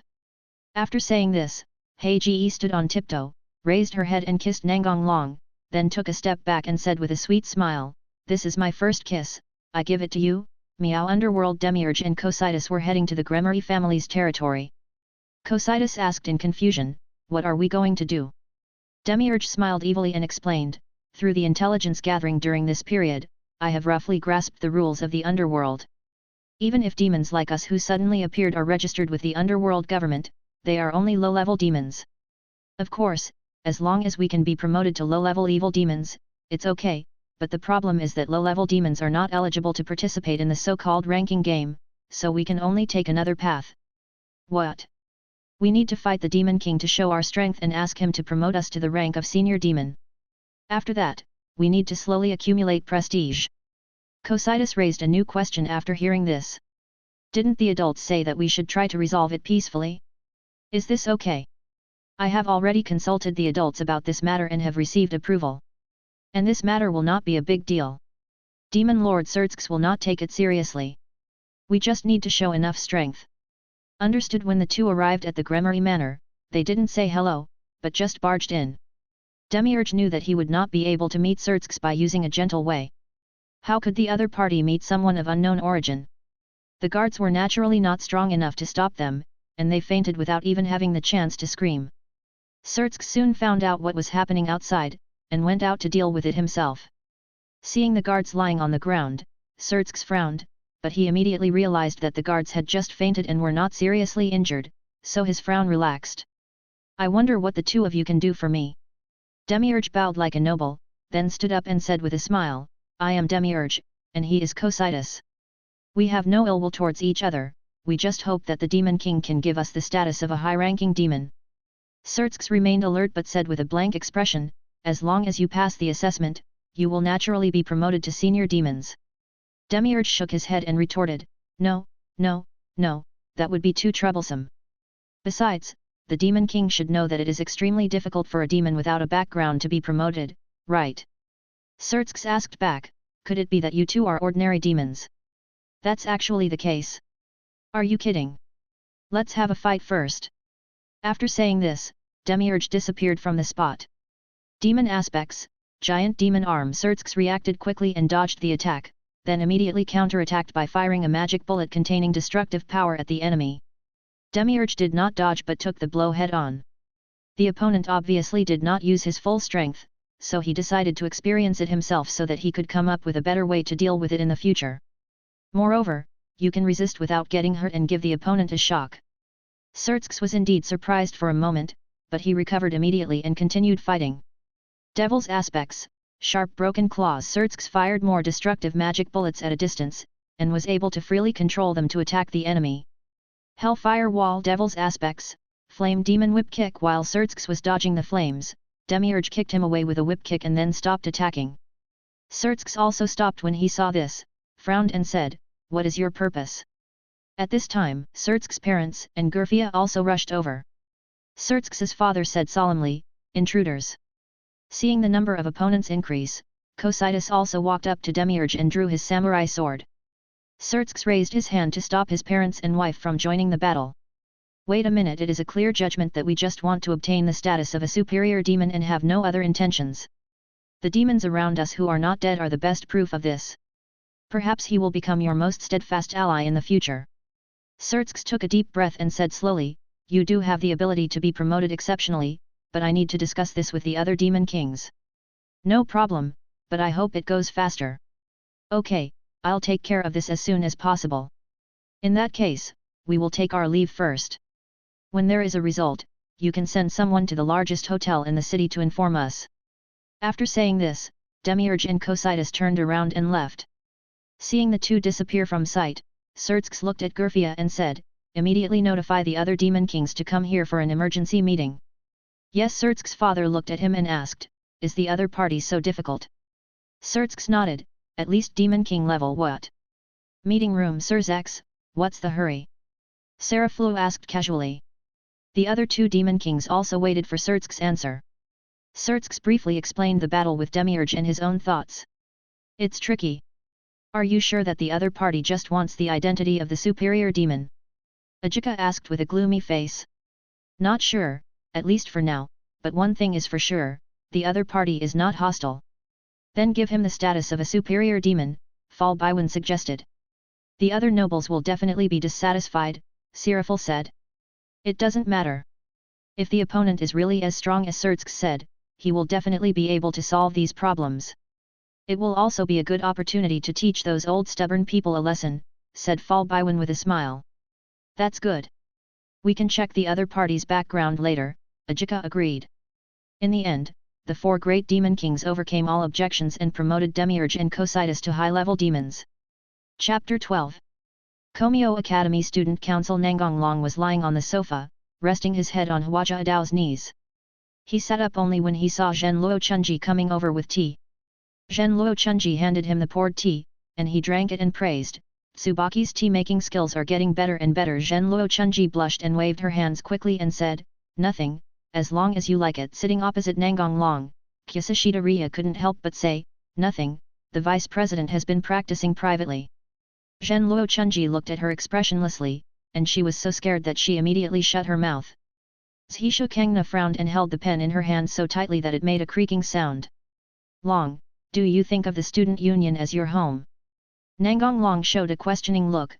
040. Is it not possible? Kang Na paused for a moment, then stood up abruptly and looked at him, saying word by word, "Can't." Nangong Long looked at her pretending to be sad. "I'm so heartbroken when Kang Na says that." Kang Na raised her left hand to support her forehead, looking speechless. "Do you think I'll be fooled?" Nangong Long immediately returned to his normal self and said nonchalantly, as expected, "The same trick won't work if you use it too many times. I really miss the nervous expression you showed the first time."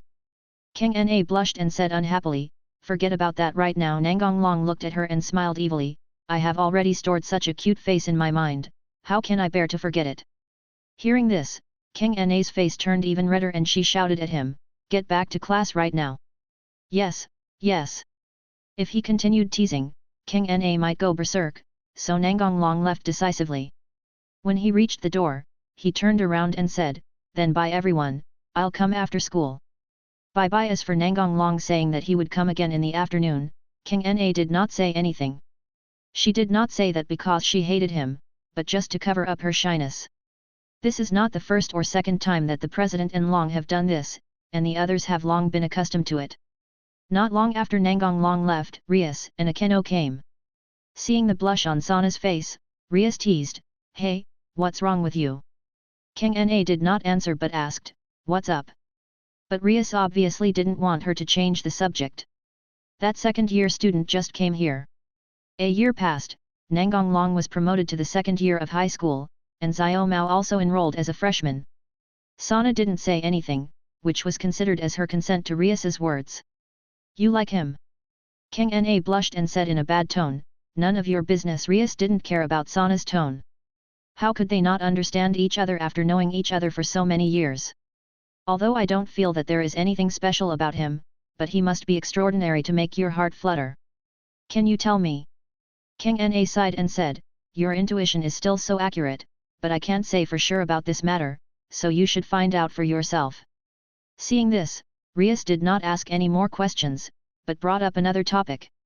"Not long ago, a new demon king appeared in the underworld.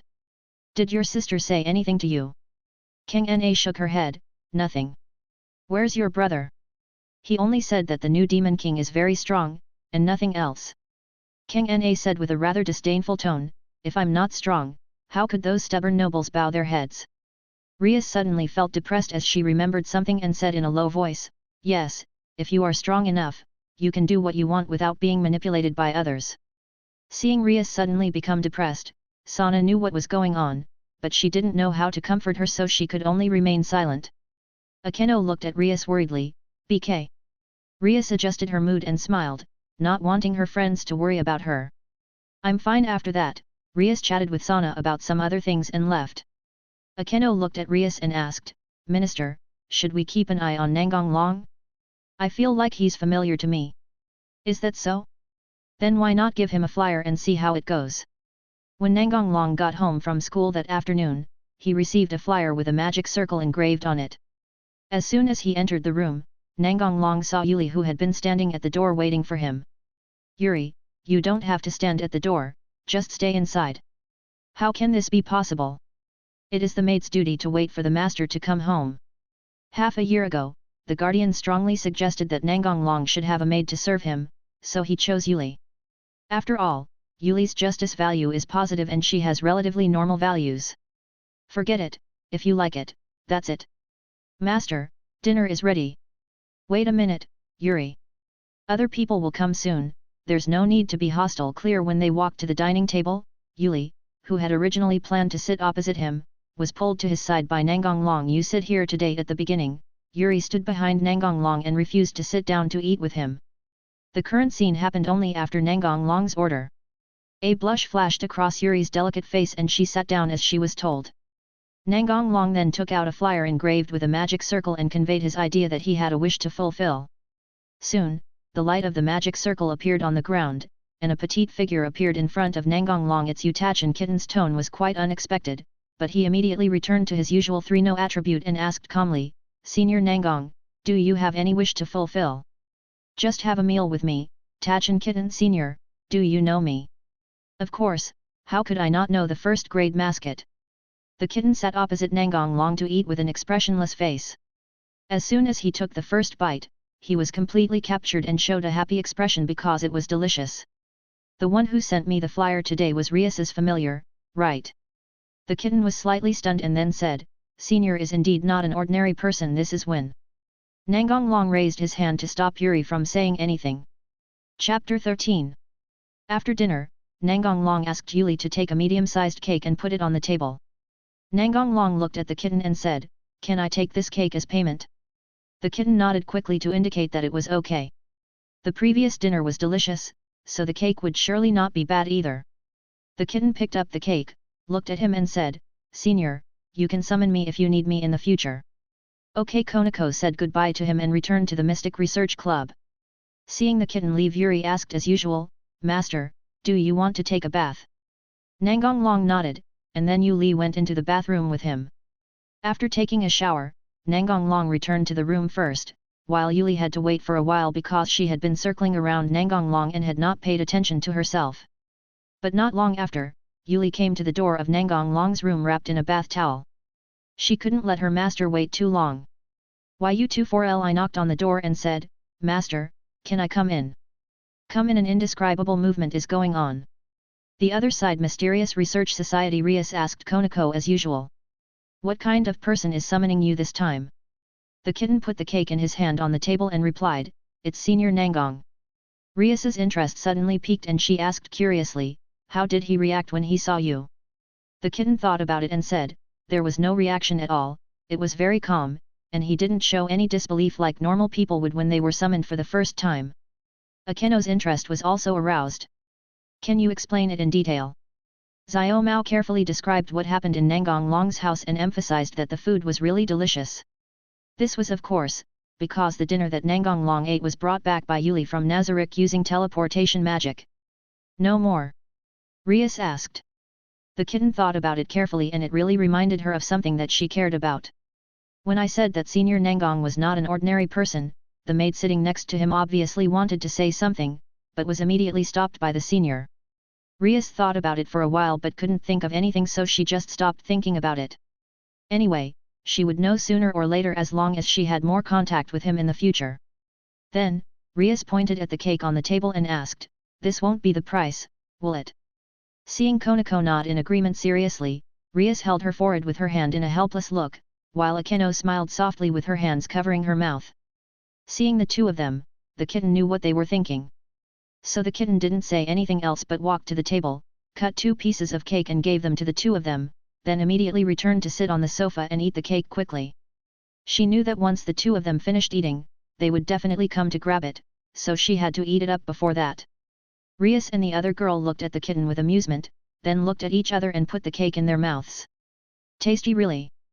Before they knew it, they had finished the cake in their hands, and then as if they had agreed beforehand, they both turned their gaze towards the kitten.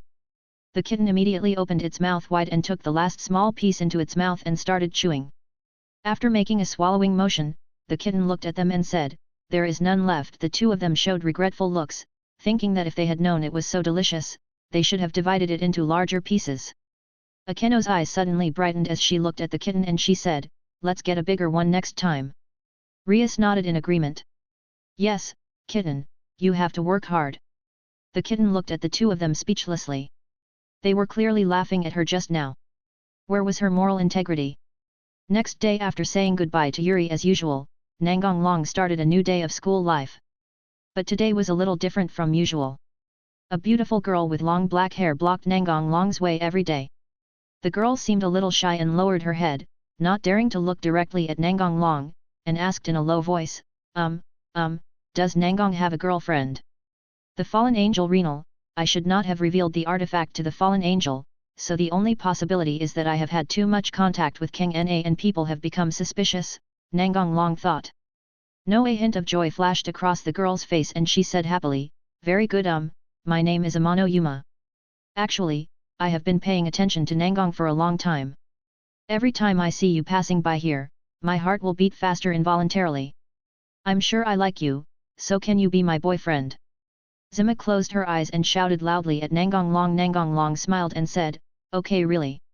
Of the two chatted for a while and then parted ways, but Zima said she would go find him after school. As for why the other party didn't just get an identity from QA Academy, it was very simple, not because she didn't want to, but because she couldn't. After all, QA Academy belonged to the Gremory family, and if she went directly to contact them, it would be no different from seeking death. As soon as school was over in the afternoon, Nangong Long saw Xi Ma standing at the school gate and waving to him. Dragon, I'm here. 1980. Instantly, all the girls who heard this sentence turned their attention to Amano Yuma. Faced with such a strong gaze, even she was a fallen angel and couldn't help but shudder. Nangong Long looked at Zima, smiled, and quickened his pace to her side. Zima shook off the feeling of chill from her mind and stopped thinking about it. She stood to Nangong Long's right side, stretched out her hand to hug his arm, and smiled shyly. Let's go. And seeing this scene, the girls around felt that their hearts were broken, but some girls still stared at Benma with more and more compelling gazes. Zima unconsciously hugged Nangong Long's arm and quickly left with him. Seeing the two people walking away, the girls began to talk. Which school is that girl from? Not sure. Damn it, classmate Nangong was actually snatched away by a girl from another school. It's such a shame, a pretty girl said indignantly, which immediately resonated with the people around her. That's right, we can't swallow this, we must get Nangong back. Yes, we will hold a combat meeting now. Good. The boys nearby were heartbroken, watching the scene in front of them with envy and jealousy, and finally they could only leave silently. If they continued watching, they would be so angry that they would die. Chapter 14. The next day, as soon as Nangong Long arrived at school, he was taken to the student union by Zhenluo Chunji. As soon as he entered the door, he saw Kang Na looking unhappy. Who made my president angry? Kang Na rolled her eyes at him in annoyance. You had a lot of fun playing with that fallen angel. Nangong Long nodded seriously, and Kang Na immediately glared at him fiercely. If you don't make me angry, you will die. Then he calmed down and continued, I don't know what the fallen angel is planning. Nangong Long said indifferently, they probably suspect that I am the owner of a divine weapon, and sent someone to observe whether I will pose a threat to the fallen angels. Kang Na frowned and looked at him and asked, have you exposed yourself to the fallen angel? Nangong Long walked up to Kang Na, stretched out his hand and lifted her delicate chin so that she could look at him. Kang Na's face flushed, but she did not break free. Instead, she glanced in other directions and asked, what? Nangong Long looked at her and smiled, I'm so close to you, any fallen angel who isn't mentally retarded will think there's something wrong with me. Is that so? Why don't you let go? Nangong Long let go of his hand and sat back on the sofa. Kang Na, who had regained her freedom, breathed a sigh of relief. At this time, Zhenluo Chunji, who was sitting opposite Nangong Long, said with some concern, if it's true as you said, the fallen angel will attack you. Don't worry, they are just fallen angels, they are not my opponents. School life is good, but sometimes I need other things to spice it up. Be careful, Kang Na said with concern. On the way back to his class from the student union, something happened that made Nangong Long feel strange. Today, the girl was unusually enthusiastic and kept stuffing envelopes into his hands. He knew without thinking that they were love letters. After returning to the classroom, he found a pile of envelopes on his seat. Confused, Nan Fulong asked Lan Hua, a classmate with whom he had a good relationship, for the reason. Lan Hua, what's going on? Nangong Long asked, pointing at a pile of envelopes. Kiryuika looked at him with a gloating expression and asked, you really don't know? Not sure. Kiryuika rolled her eyes and said, if you'll treat me to a meal, I'll tell you. Nangong Long nodded in agreement without hesitation. The girls nearby who heard their conversation immediately showed envious expressions. Lanhua is so cunning, that's right, he actually ran away alone. Kiryuika ignored the surrounding voices and looked at Nangong Long and said, now the whole school is saying that you were snatched away by a girl from another school. This is regarded as a shame for all the girls in Juwang College. In order to wash away this stain, most of the girls decided to take the initiative to snatch you back. After listening, Nangong Long silently sorted out the envelopes one by one and put them into his bag. As for the books inside, he just stuffed them into the table. Kiryuika didn't understand why he did this, so she asked, what are you doing? Take it back and read it slowly. Kiryuika was slightly stunned and then chuckled, I thought you were going to throw it away. Nangong Long shook his head and looked at her and said, after all, it's someone else's kindness, how can I throw it away? I will reply to each letter one by one. Do you want to take them all? Lanhua said with a wicked smile. Nangong Long stared at her and asked seriously, does this include you? What? Lanhua felt her cheeks getting a little hot, so she immediately turned around and lowered her head, not looking at him or letting others see her red face. You're still far from being able to tease me, little guy. Nangong Long smiled and continued to sort the envelopes. Click, click. The girls around were heartbroken and started whispering to each other. It seems that Lanhua is the most promising one in our class. I really didn't expect that the biggest opponent would be Lanhua, he's so well hidden. Time flies and it's the weekend. Today, Nangong Long and Zima made an appointment to go shopping. Nangong Long went out early to wait for Zima at the agreed place. When acting, one has to act realistically. As the saying goes, life is like a play and it all depends on acting skills. Zima, who arrived late, looked at Nangong Long and smiled embarrassedly. Sorry, I'm late. It's okay, waiting for your girlfriend is also one of the boyfriend's responsibilities. Zima naturally took his arm and said happily with a smile in her eyes, you are so nice, where are we going next? Nangong Long decided to stimulate her. Let's go get a room. Xima's face froze. She didn't expect Nangong Long to be so direct. Even if he is lustful, this is too impatient. There is no foreplay at all. It seems that I can only find a way to fool him. So, Zima looked at him apologetically and said, I didn't hear you clearly, can you say it again?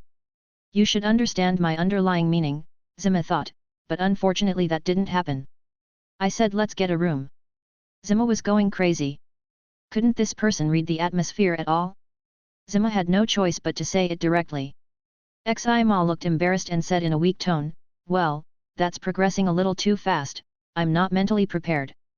Nangong Long scratched his hair and said, is that so? Then when will you be ready? Is there nothing else on your mind except having S**X? Xima roared in her heart. We can't discuss this issue anymore, if we don't have money, otherwise I'm afraid I won't be able to hold it in anymore and we'll have to change the subject quickly. So Xima took Nangong Long's hand and said, let's go to the movies first. So rubbish. Seeing that Nangong Long agreed, Zima breathed a sigh of relief. This was really difficult to deal with. Kang Na, who was quietly following the two, suddenly saw a familiar figure. No matter how she hid her red hair, it was too obvious. Rias and Akeno, who were concentrating on staring at Nangong Long and the other man, did not notice that someone was approaching them from behind. Sana reached out and patted Rias on the shoulder. Rias quickly turned around and looked surprised. Kang Na, why are you here? I should be the one asking you this question, right? Rias said as a matter of course, there's no other way. My good friend won't tell me, so I have to find the answer myself. Chapter 15. At this time, Akeno pulled Rias. If the minister doesn't leave, we'll be lost. Oh, let's go quickly. Kang Na also hurried to follow, and the two tracking teams met up. Nangong Long took Zima into the cinema and queued up to buy tickets. As for the few little followers behind them, he already knew about them but just didn't expose them. Zima's acting was very good, as if she had forgotten what happened just now. She leaned obediently in his arms and watched the movie, and even shed a few tears when she saw the touching parts. Nangong Long would naturally not let her finish watching the movie peacefully. I endured again, feeling the hand playing tricks on me, Zima reminded herself. Finally, the movie was over. Zima, with a rosy face, hurriedly stood up and pulled Nangong Long away. Then the two of them came to the fast food restaurant and sat by the window. They each ordered something and then ate while chatting. They were originally talking about some common topics, but not long after, Nangong Long suddenly said something inexplicable. Zayama has low self-esteem. The corners of Amano Yuma's mouth twitched unconsciously, and he forced a smile and said, "Why do you say that?" Nangong Long replied while stirring the drink in front of him, "I can sense the inferiority hidden deep in your heart, and the desire to prove your worth to others, so that those who look down on you will take notice of you. Stop talking." Zima couldn't control her emotions and stood up to glare at him, and the people eating around her immediately focused their attention on her. Zima came to her senses and realized her own loss of composure, so she immediately sat back and forced herself to calm down, then looked at him with an apologetic look. "Sorry, I lost control of myself." "Why did he say that? Did he know that I was a fallen angel?" Zima couldn't help but wonder, but the other party's next words dispelled her doubts. Nangong Long smiled and said, "It's okay, I don't care. If someone bullies you at school, you can tell me and I will help you teach them a lesson. It's also one of a boyfriend's responsibilities to stand up for his girlfriend." Zima's heart couldn't help but tremble. "Which one is you? One moment you are so lustful, and the next moment you care about me so much. I really don't understand." After sorting out his thoughts, Xi Ma waved his hand and said, "No, I get along well with my classmates and no one bullies me." Afraid that Nangong Long would bring up this topic, Xi Ma quickly finished her sundae and suggested to him, "Can you go to the amusement park with me?" In the evening, the two of them walked aimlessly together and unknowingly came to the pool. Zima let go of Nangong Long's hand and walked in front of him, turned her back to the pool and looked up at him. "I am very happy today." Then I stood on tiptoe, closed my eyes and kissed her. "Let's consider this as a reward for what I said." Zima took a step back and smiled playfully, "I can't get a room with you, so I'll stop here today. I have to go back." "What's wrong with me? I was planning to kill him. But why do I feel like I don't want to do it? But it shouldn't be a big deal. After all, the order from above is just to monitor him. In this case, I will just play the role of Amano Yuma for a while." Looking at Amano Yuma walking away, Nangong Long subconsciously touched his lips. "He didn't kill me. The plot has already begun to deviate." Then, Nangong Long shifted his attention to the nearby woods. "Come out, how long are you going to hide? Stop the one who is trying to teleport away, I saw it all." Rias seemed a little embarrassed and stopped the magic she was about to cast. Sana was the first to go out with her followers, and Rias and the others followed behind. "When did you find us?" asked Sana. "I knew from the beginning that your magic couldn't interfere with my perception at all." "Then why don't you expose us?" asked Shinra Tsubaki. "I really can't bear to see you guys being so cautious," Nangong Long joked. "Ah, ha, what a bad taste." Akeno laughed, covering her mouth. Rias crossed her arms and looked at him and asked directly, "Can you tell me who you are?" "You're junior, second-year student at Nangong Long Jawang College." "You know that's not what I meant." Rias suddenly smiled playfully and pointed at Sana and said, "I want to know the identity you told her. If you tell me, I can tell you about Kang Na's personal interests in exchange." Kang Na looked at her with dangerous eyes and said word by word, "Rias, you have to think about the consequences." Hearing Sana's chilling voice, Rias couldn't help but shudder, but on the surface she still said firmly, "If you don't want to, then just tell me yourself." Hearing this, Kang Na subconsciously turned her gaze to Nangong Long with a questioning look. "Whatever, just tell her directly, I'm going back now." Bye. After waving goodbye, Nangong Long turned around and left. Yuli was waiting for him at home. Rias said this in front of Nangong Long, hoping to get his approval so that her good friend would not be embarrassed. Seeing this, Sana and Rias also left, but the two of them agreed to meet at the student union.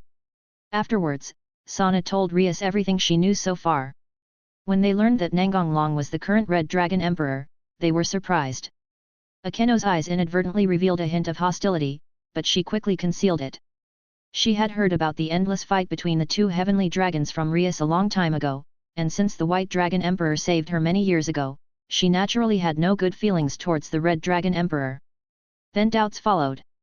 She had clearly felt a sense of familiarity and intimacy before, but why was it someone she hated? Zhu Nezong couldn't figure it out and could only think of it as her own illusion. "I just don't know what expression she will have when she finds out that the two are the same person." After getting the information she wanted, Rias took Akeno away. Akeno, are you okay? Rias asked concernedly as she looked at Akeno, who frowned as soon as she went out. Akeno took a deep breath, slowly relaxed his eyebrows, smiled at her and replied, "Fine, we have known each other for so many years, how could I not know what you are thinking? There is no need to treat him as an enemy for the time being. Judging from his personality, he does not seem like a madman who only knows how to fight." I understand. Chapter 16. A few days later, the mysterious research society. After careful consideration, Rias decided to invite Nangong Long over for a chat. As soon as Nangong Long sat down, Xiao Mao subconsciously wanted to get up and sit on his lap, but she immediately controlled herself and sat back. She suddenly remembered that Akeno didn't like him, so it would be better not to do that kind of thing in front of her. Xiao Mao had this reaction because Nangong Long often summoned her, so the relationship between the two of them had improved a lot. "What can I do for you?" "Nothing, I just thought it would be better to formally greet the Red Dragon seat." Akeno walked up to him expressionlessly, put the brewed tea on the table, and returned to Rias without saying a word. Nangong Long didn't care about Akeno's attitude, and he knew why after thinking about it. He couldn't help but smile when he thought about what kind of interesting expression Akeno would show after knowing the truth. It seems that Akeno is not in a good mood. Akeno looked at him and said in a tone that was hard to tell whether he was happy or angry, "Don't call my name, our relationship is not that good." Nangong Long smiled playfully and said jokingly, "Are you sure?" "Sure, I think you will change your mind soon and even let me call your name." Akeno replied firmly, "Absolutely impossible." Rias glanced at Akeno and signaled her to stop talking, then looked at Nangong Long and said in a slightly apologetic tone, "Feel sorry." Nangong Long waved his hands to indicate that he didn't care. "Why is Nangong-san going to school here?" Rias asked. "It's a good way to live to see a beautiful girl full of energy every day, isn't it?" The kitten complained expressionlessly. Senior H on the other side, an abandoned church. The trio of fallen angels were chatting. "Why hasn't Lady Renal killed that human yet?" Caravana asked in confusion. Mydilt also gave her a questioning look. According to Renal's previous personality, she should have taken action long ago. I just felt that he was not a threat, so I didn't do it." "In that case, we should be able to erase their memories and evacuate," Caravana suggested. Renal was silent. To be honest, she didn't want to end her current life. If possible, she thought it would be nice to continue like this. So, Renal found an excuse to fool them. "It's better to observe for a while to make sure everything is safe." "Okay." Caravana and the other man nodded in agreement.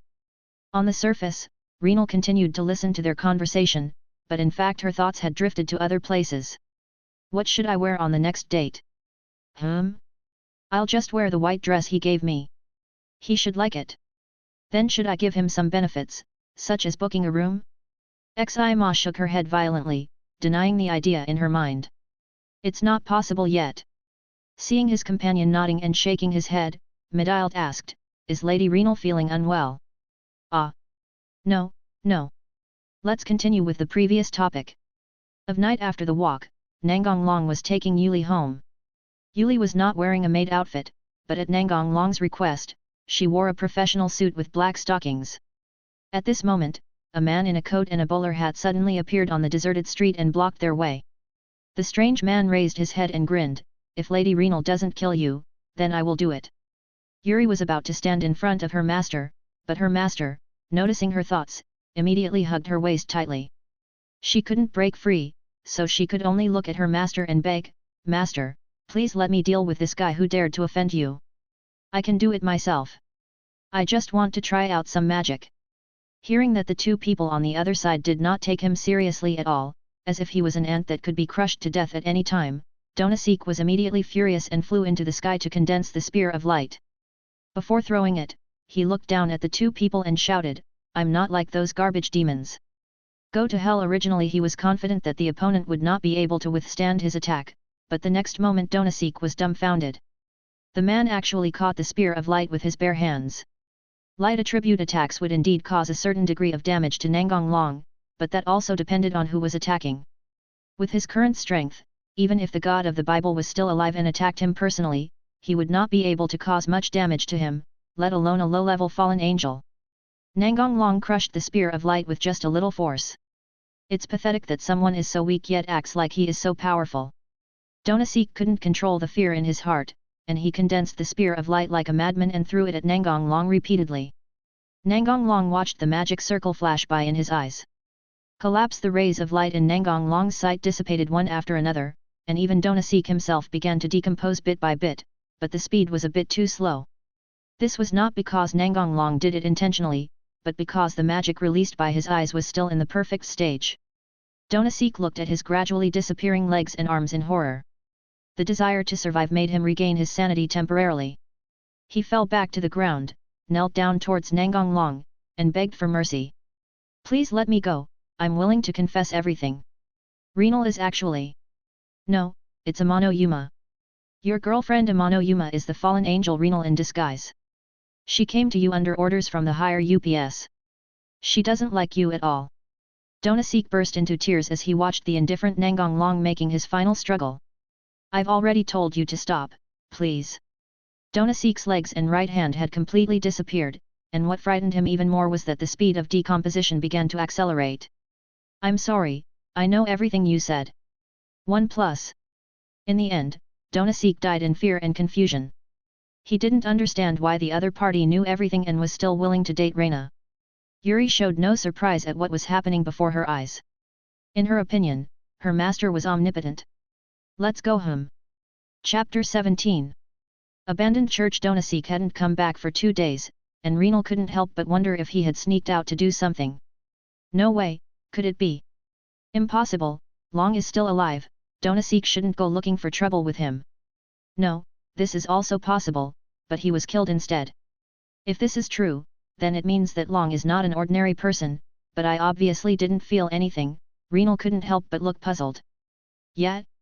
Did Donasik confess everything?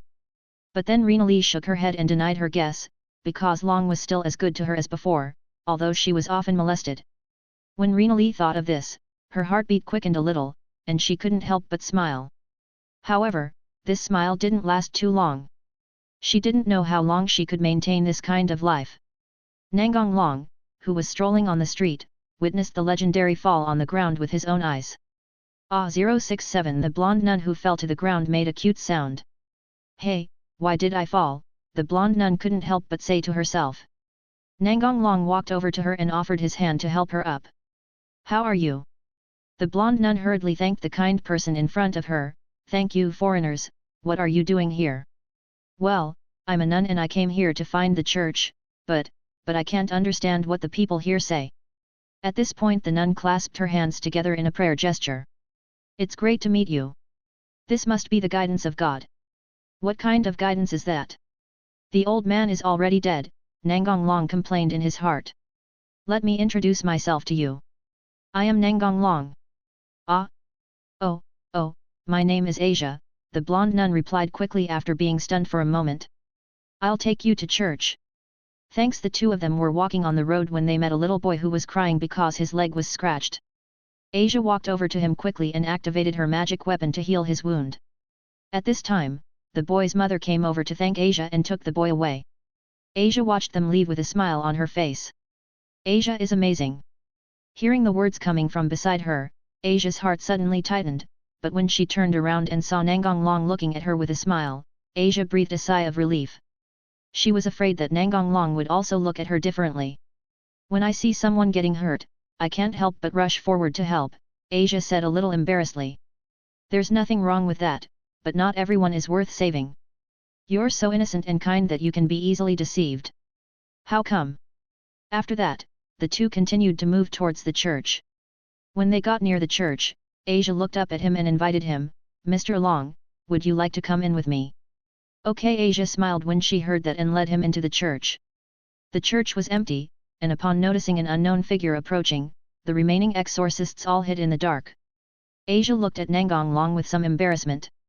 Sorry, I wanted to treat you to a meal to express my gratitude, but everyone seems to have gone out.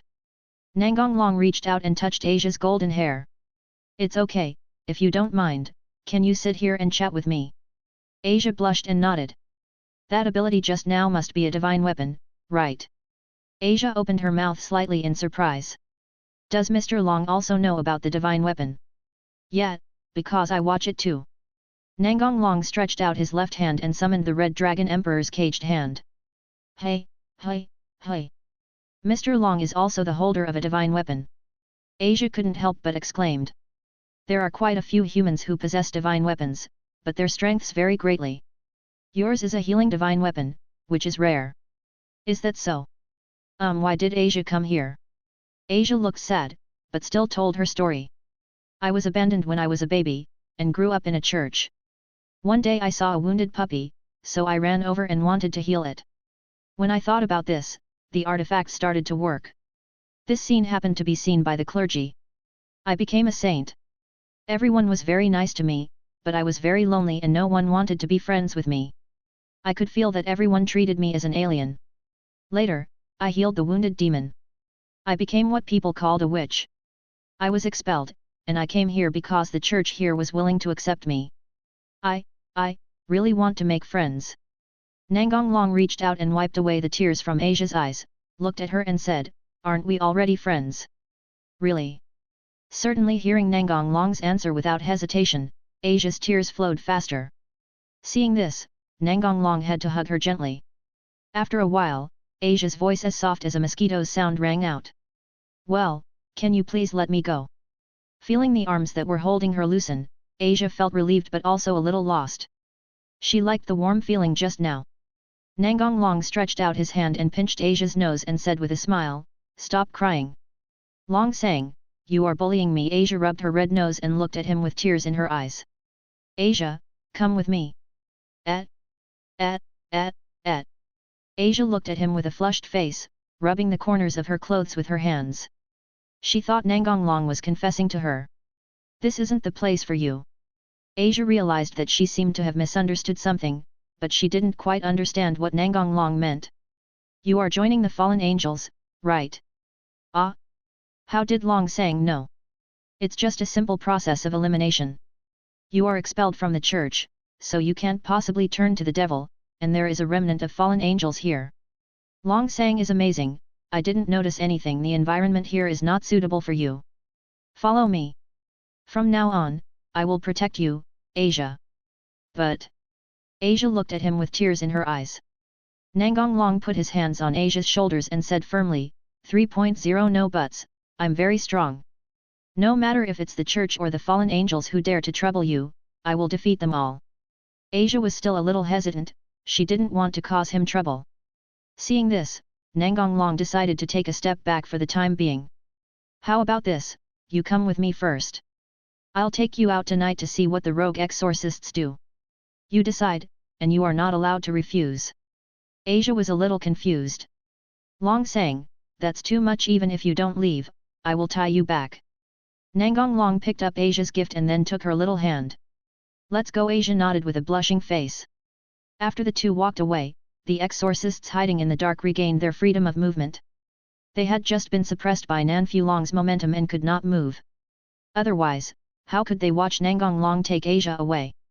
Chapter 18. What to do that pressure, we have absolutely no chance of winning. We are lucky that the other party didn't kill us. I can only report the truth to the fallen angel. I just hope the punishment won't be too severe. The exorcists were discussing among themselves how to explain what had just happened to the fallen angel.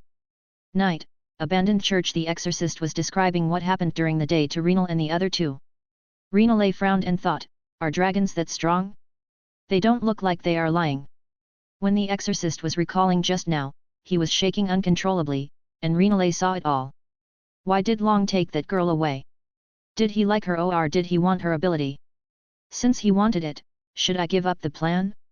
If he has the ability to take me away, there is nothing wrong with giving up, but, can Long really beat the high-level people? Although I am just an insignificant existence, I am not allowed to leave the fallen angel camp. Damn it, what should I do? The sound beside her ear interrupted her thoughts.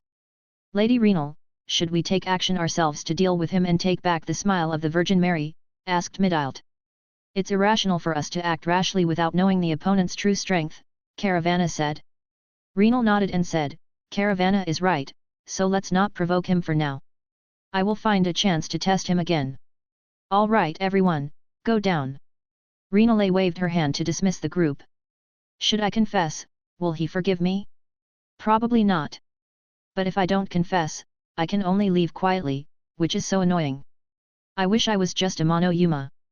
On the other side, Nangong Long was taking Asia to find the exorcist who was out to carry out the mission. Although he didn't want Asia to see any bloody scenes, how could she give up if he didn't let her know the truth? Nangong Long quickly found the rogue exorcist after searching. He took Asia's hand and rushed over. When Asia walked into the room and saw the body lying in a pool of blood, she let out a scream.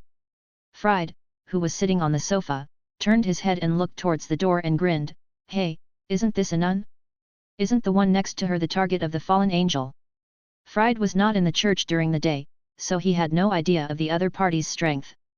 Nangong Long ignored him, but put his hand on Asia's shoulder and looked at her and said, "You see, this is the style of the exorcist who is attached to the fallen angel."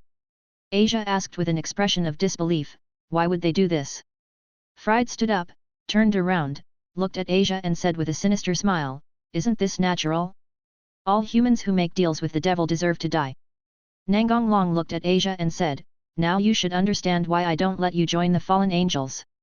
Asia responded in a depressed mood, At this time, someone else broke into the house, and the kitten from Tachin saw Nangong Long showing his teeth. "Why are you here, senior?" "Kitty, I am taking this girl to find out the truth." The kitten immediately took up position after seeing the dead body in the house. "Senior, what's going on?" Fried took out his lightsaber and pistol, looked at the kitten and laughed crazily, "The devil is here too, let me take you on your way together. Kill this BD and I'll talk to you. I'm very strong, don't look down on me." As soon as he finished speaking, Fried rushed over and swung his sword at Nangong Long. Nangong Long ignored the lightsaber and stretched out his right hand to grab Fried's neck and lifted him up. Under Fried's shocked gaze, Nangong Long was unscathed, not even his clothes were torn. Nangong Long had already mastered the technique of using magic to protect his clothes. "Strong? Not true. In my eyes, you are no different from ordinary people." Fried struggled to raise his arm holding the gun and shot at Nangong Long frantically. "Be careful, Long-san, senpai," Asia and Konako shouted together. Renal was struggling with how to deal with her relationship with Nangong Long, so the fallen angel did not come to support Fried. "It's over." Nangong Long broke Fried's neck with a little force and then threw him aside. Asia and the kitten rushed to him and touched him here and there, fearing that he might be hurt. Nangong Long stretched out his hand and stroked the tops of their heads.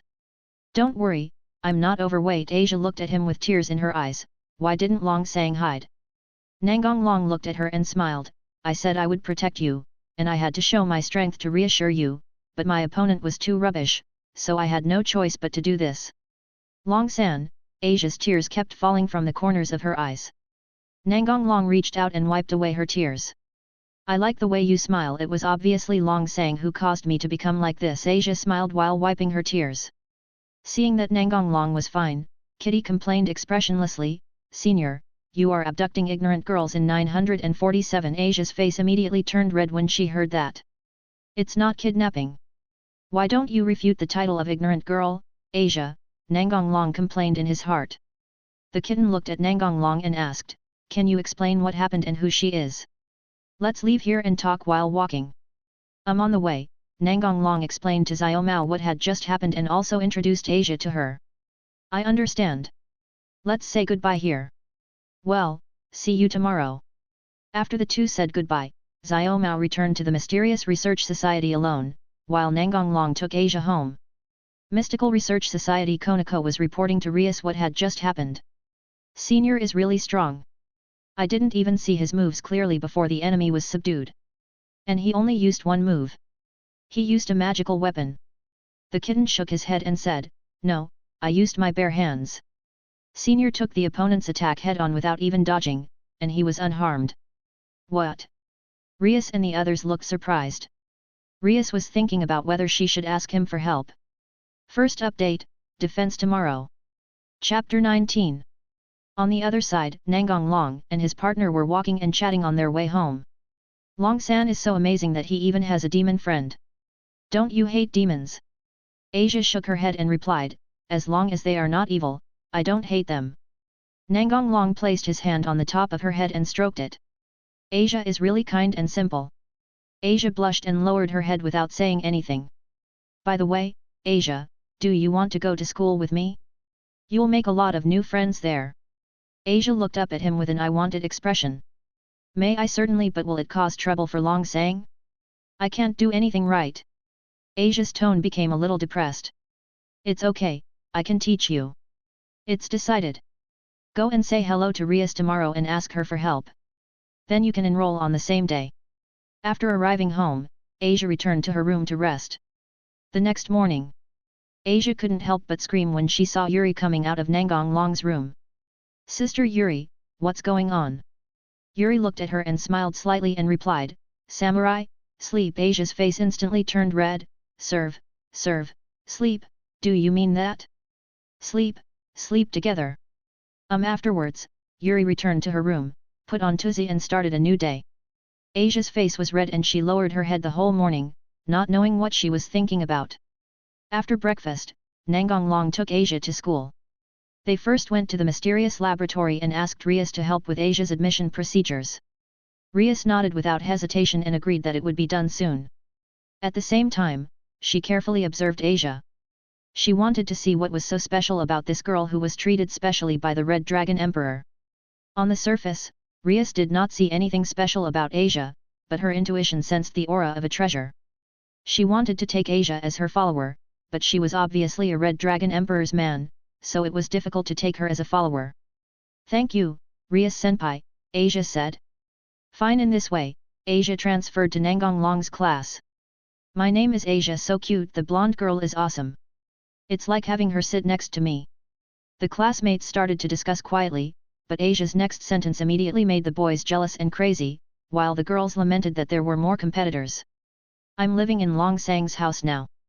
Long San? Could it be Hai Nangong San? A girl guessed. Ah? Oh, yes, that's right. Asia nodded and replied. The boy couldn't help but wail. In the blink of an eye, it was the weekend again, and Amano Ui and Nangong Long made an appointment to play mahjong. Before, it was Nangong Long who found places to take Zima to play, but this time, it was Zima who took the initiative to take him around. As evening approached, the two came to the pool again. Zima looked up at him and smiled, let's get a room. Isn't this what you wanted to do on our first date? Are you happy now? That's true, but you... Zima stretched out her jade finger to his lips and said, nothing, but if you have anything to say, we can talk after tonight, okay? Hotel. After a love-making session, the exhausted Zima leaned softly and weakly in Nangong Long's arms and fell asleep. The next morning, Zima looked at Nangong Long with eyes revealing nostalgia and reluctance. I have given you everything I could. Perhaps we will never meet again in the future. Forget me, Long. Then Zima carefully stood up and wanted to leave quietly, but she was stopped as soon as she sat up. Nangong Long looked at Zima with a smile. Where do you want to go? Zima smiled unnaturally. I'm going to take a shower. I have probably guessed what you are going to do. Do you want to leave? Zima showed a look of surprise, but still made a final struggle. What are you talking about? Why should I leave? Fallen Angel 1+. Zima exclaimed unconsciously, and after a while she took a deep breath and spoke slowly, when did you notice it? I knew it from the beginning. Xi-Ma looked puzzled and asked, why don't you just expose me? Nangong Longji pulled Zima back into his arms with force. Zima struggled symbolically for a few times and then let him hold her. Are you trying to laugh at me like a fool? How could that be? To be honest, on our first date I thought you would kill me when we parted, but surprisingly, not only did you not kill me, you kissed me instead. It's because of you that I couldn't do it. Nangong Long smiled playfully. What is it? Xi-Ma was silent for a while and then asked, what happened next? Later, I thought it was not bad to have a fallen angel girlfriend. Of course, the most important thing is that you, Zima, are very cute. Humph. As expected, you are a pervert. Zima stared at him with wide eyes, but then she thought of something and her mood suddenly became depressed. Let's separate. Don't want. Zima's eyes revealed anxiety. I'm not joking. Do you know that the fallen angels are investigating you? I'm just a small character. Once the higher UPS determine that you are a threat, they will come to eliminate you. If we keep going on like this, you will be exposed soon. Chapter 19. On the other side, Nangong Long and his partner were walking and chatting on their way home. Long San is so amazing that he even has a demon friend. Don't you hate demons? Asia shook her head and replied, as long as they are not evil, I don't hate them. Nangong Long placed his hand on the top of her head and stroked it. Asia is really kind and simple. Asia blushed and lowered her head without saying anything. By the way, Asia, do you want to go to school with me? You'll make a lot of new friends there. Asia looked up at him with an I wanted expression. May I certainly, but will it cause trouble for Long Sang? I can't do anything right. Asia's tone became a little depressed. It's okay, I can teach you. It's decided. Go and say hello to Rias tomorrow and ask her for help. Then you can enroll on the same day. After arriving home, Asia returned to her room to rest. The next morning, Asia couldn't help but scream when she saw Yuri coming out of Nangong Long's room. Sister Yuri, what's going on? Yuri looked at her and smiled slightly and replied, Samurai, sleep. Asia's face instantly turned red. Serve, sleep, do you mean that? Sleep together. Afterwards, Yuri returned to her room, put on tuzi and started a new day. Asia's face was red and she lowered her head the whole morning, not knowing what she was thinking about. After breakfast, Nangong Long took Asia to school. They first went to the mysterious laboratory and asked Rias to help with Asia's admission procedures. Rias nodded without hesitation and agreed that it would be done soon. At the same time, she carefully observed Asia. She wanted to see what was so special about this girl who was treated specially by the Red Dragon Emperor. On the surface, Rias did not see anything special about Asia, but her intuition sensed the aura of a treasure. She wanted to take Asia as her follower, but she was obviously a Red Dragon Emperor's man, so it was difficult to take her as a follower. Thank you, Rias-senpai, Asia said. Fine. In this way, Asia transferred to Nangong Long's class. My name is Asia. So cute. The blonde girl is awesome. It's like having her sit next to me. The classmates started to discuss quietly, but Asia's next sentence immediately made the boys jealous and crazy, while the girls lamented that there were more competitors. I'm living in Long Sang's house now. Long San? Could it be Hai Nangong San? A girl guessed. Ah? Oh, yes, that's right. Asia nodded and replied. The boy couldn't help but wail. In the blink of an eye, it was the weekend again, and Amano Ui and Nangong Long made an appointment to play mahjong. Before, it was Nangong Long who found places to take Zima to play, but this time, it was Zima who took the initiative to take him around. As evening approached, the two came to the pool again. Zima looked up at him and smiled, let's get a room. Isn't this what you wanted to do on our first date? Are you happy now? That's true, but you... Zima stretched out her jade finger to his lips and said, nothing, but if you have anything to say, we can talk after tonight, okay? Hotel. After a love-making session, the exhausted Zima leaned softly and weakly in Nangong Long's arms and fell asleep. The next morning, Zima looked at Nangong Long with eyes revealing nostalgia and reluctance. I have given you everything I could. Perhaps we will never meet again in the future. Forget me, Long.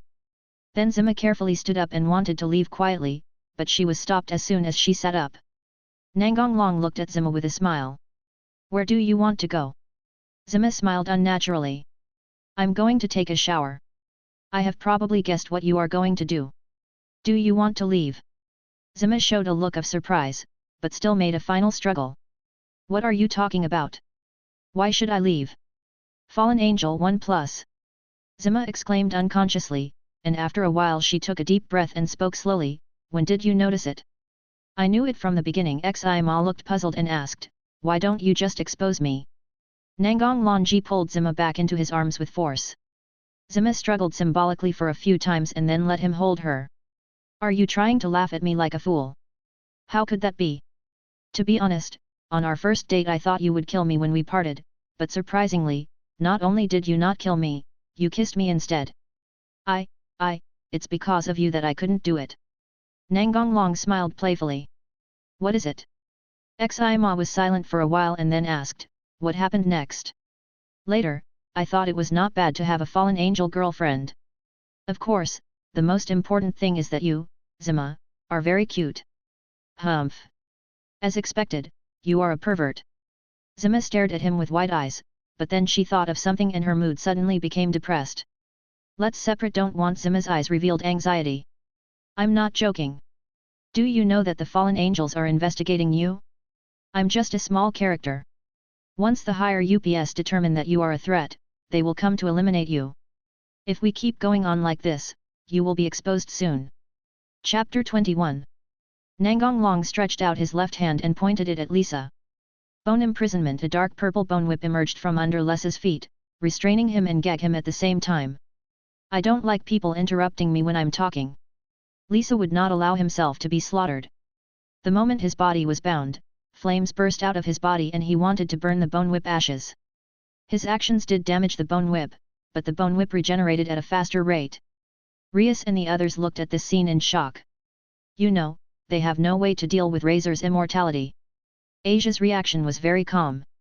In her heart, Nangong Long was the most powerful and no one could compare to him. Don't waste your energy roasting the chicken. The magic will not be lifted until my magic power is exhausted. Hearing this, Lisa could only glare at him. If he could speak, he would have already cursed at him. Grafia frowned and walked up to Nangong Long and said, Sekur please let Razor Sama go. Otherwise, I will not sit idly by for the sake of Surtsk Sama's honor. Seeing that Grafia was about to take action, Rias quickly said, Grafia, don't.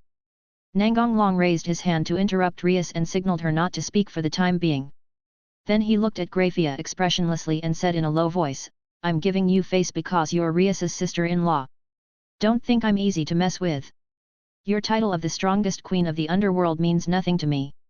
After he finished speaking, Nangong Long released some of his aura towards Grafia. Even so, Grafia felt unprecedented oppression. Cold sweat began to break out on her forehead uncontrollably. This sense of oppression has probably already surpassed the level of the Demon King. Could it be that his strength has reached the level of Surtsk's? Grafia was shocked. Nangong Long retracted his momentum and said calmly, Do you want to fight again? Feeling the pressure on her disappear, Grafia breathed a sigh of relief, then stepped back and saluted. Thank you, Lord Sekur for showing mercy. The people around were a little confused. Nangong Long's aura did not affect them, so they were not very clear about what had just happened. Why bother? You have to suffer a little to face the reality. You think you are strong and can crush others, but you don't know that there are always people stronger than you in this world. Grafia smiled bitterly and couldn't refute it at all. The people around seemed to understand something, but still found it hard to believe. Grafia took the initiative to steer the conversation in the direction they had been heading before. I wonder what the Sekur is dissatisfied with regarding the ranking match between Miss and Razor Sama. Nangong Long touched his chin and thought about it. How petty is that? Rias and Yakiniku's engagement was decided by their elders, and they think it's right, right? Grafia. Yes, you are right. Nangong Long stood up and looked at Rias and said with a smile, Do you think I should completely remove the Gremory and Phoenix families from the underworld? Rias's face changed drastically and she exclaimed. Don't want. Grafia's expression turned extremely ugly. Before she could say anything, Nangong Long chuckled and said, It's just a joke, don't take it seriously, I don't want you to hate me. Grafia breathed a sigh of relief. If they really became an enemy of the Sekur, judging from their momentum just now, even if Gremory won, they would suffer heavy losses. Rias rolled her eyes at him in relief. Don't scare me. I don't want anything to happen to you, my brother, or my parents. Nangong Long looked at Grafia and said, Then I'll make a simple request. I want to participate in this ranking. If Rias doesn't mind, I don't mind fighting against all of Yakiniku's followers alone. Hearing him say this, Rias and the others looked surprised. However, Rias immediately reacted and said, Thank you, but I also want to participate in this match myself. If it is allowed, let's fight together. I will convey your request to the higher UPS, but what identity do you intend to use to participate in this competition? After all, you are not the eldest lady's dependent. That's a problem. Even if I want to, Rias can't reincarnate me. The difference in strength is too big. How about treating me as a soldier? Grafia was a little troubled since there was no precedent for this. At this moment, Rias suddenly said something shocking. Long will just appear as my boyfriend. What everyone present except Nangong Long looked at Rias in surprise. Lesser stared at them with resentment in his eyes, but unfortunately no one paid any attention to him. Grafia looked at her and said seriously, Are you serious, miss? Rias blushed slightly but nodded firmly. Grafia then turned and looked at Nangong Long. What do you mean? I have no objection. Rias is so beautiful that I can't think of any reason to refuse. I understand. I will go back and report the situation here. Can you please release Razor-sama first? Nangong Long nodded and lifted the magic. For the sake of Lesser's cute sister, he would let him go for now. However, he would probably beat him so hard next time that he would have a psychological trauma. After regaining his freedom, Razor immediately wanted to teach the other party a lesson and let him know that he was not easy to bully. However, Graphia, who noticed his intention, immediately stopped him. What are you doing? Lord Razor, you'd better calm down first. If you really want to fight, you have to get through me first. Razor was not a fool. He had seen Graphia's change of attitude. He was just too angry just now. In the end, Lisa left here with a lot of anger. After the two left, Rias said shyly and apologetically, I'm sorry, I said you were my boyfriend or something in a hurry. I'm really happy that you are willing to help me. So, I don't want you to miss the competition. Nangong Long smiled, they will agree, and I mean what you just said. Rias blushed and replied in a voice as soft as a mosquito, if you don't mind, I would like to. Asia stood up suddenly and looked at them with tears in her eyes, as expected, Ryu likes pretty girls with good figures like Rias senpai. Nangong Long turned around and put his hand on Asia's head, rubbing her blonde hair and said with a smile, Asia is so cute, I like her too. Asia's face turned red immediately. The kitten next to him complained expressionlessly, Senior Playboy. Chapter 22. Underworld. Kimonori. Graphia was explaining to Surtsks and Rias' parents what had just happened. That's all that happened. Surtsks looked at his wife and asked, tell me what you think. Graphia thought carefully before replying, the host of this generation of Red Dragon Emperor seems to have a close relationship with the young lady. The young lady said that the Red Dragon Emperor was her boyfriend, which was obviously blurted out in a hurry, but the Red Dragon Emperor did not refute but directly admitted it. The most important thing is that the opponent's strength is terrifying, especially the control of power. He was able to release his aura to oppress me alone, and even the girl sitting next to him did not notice it at all. Maybe his strength is even higher than that of the Demon King. Rias's parents looked surprised, but Surtsks laughed. Rias has grown up too.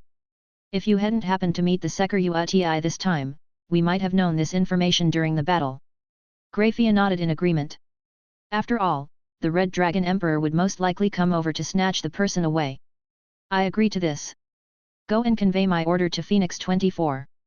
Yes. After Graphia left, Surtsks looked at his parents and smiled, I told you not to ignore Rias's wishes.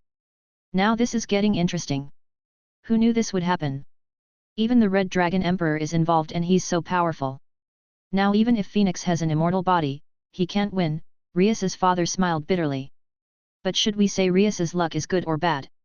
She actually met all the two Tianlongs, Fang's mother said with a smile. Indeed, now that both celestial dragons have appeared in the world, it is estimated that it won't be long before the two meet and fight again, said Surtsks.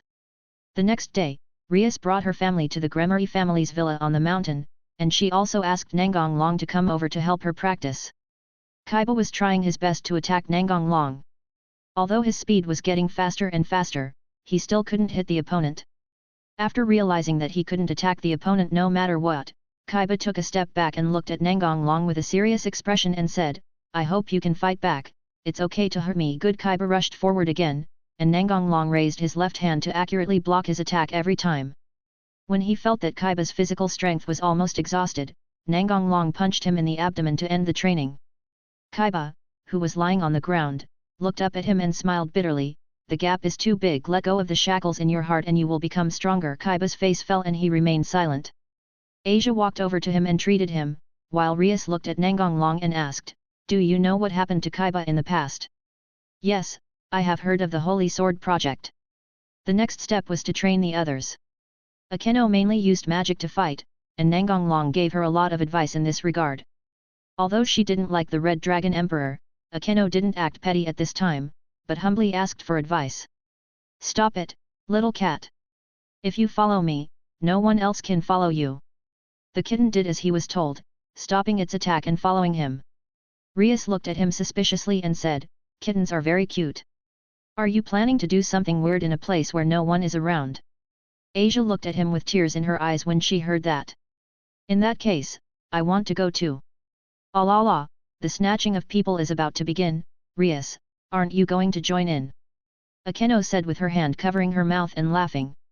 You guys think too much. I just want to tell you the truth about Hij's murder of his master. What? The kitten exclaimed. I know your sister. Rias winked and wanted to take the rest of the people away, leaving this place to Nangong Long and the other two. At this time, the kitten spoke up to stop them. Senior, please tell me. Is it okay for us to be here? Rias asked. It's okay, I don't mind. Nangong Long sat on the ground and told Xiaomao the truth of what happened that year, and everyone else listened attentively. The Kurika society killed their master just for you, kitten. What? The kitten looked doubtful. Listen to me and ask me any questions later. Your master was conducting an inhumane experiment, that is, artificially creating a transcendent. At that time, your master intended to experiment on you regardless of your life or death. Your sister found out about this, so she killed her master and fled. She originally planned to take you away with her, but she no longer had the energy to do so. Konako was stunned. She didn't expect that everything her hated sister did was for her. When I saw her, she had already fallen to the ground and was surrounded by dozens of demons. What happens next? Kitty grabbed the corner of Nangong Long's clothes and asked anxiously. I killed the demon that was chasing her and saved her. After that, she even offered herself as a reward and asked me to save you. However, when we arrived at your master's territory, you had already been taken away. Later, your sister knew that you were living well in the Gremory family, so she chose not to disturb you for the time being but to continue to improve her own strength and plan to bring you back in person one day in the future. It can be said that 290 Hij has done everything for you. Konako couldn't stop crying, and Asia started crying too.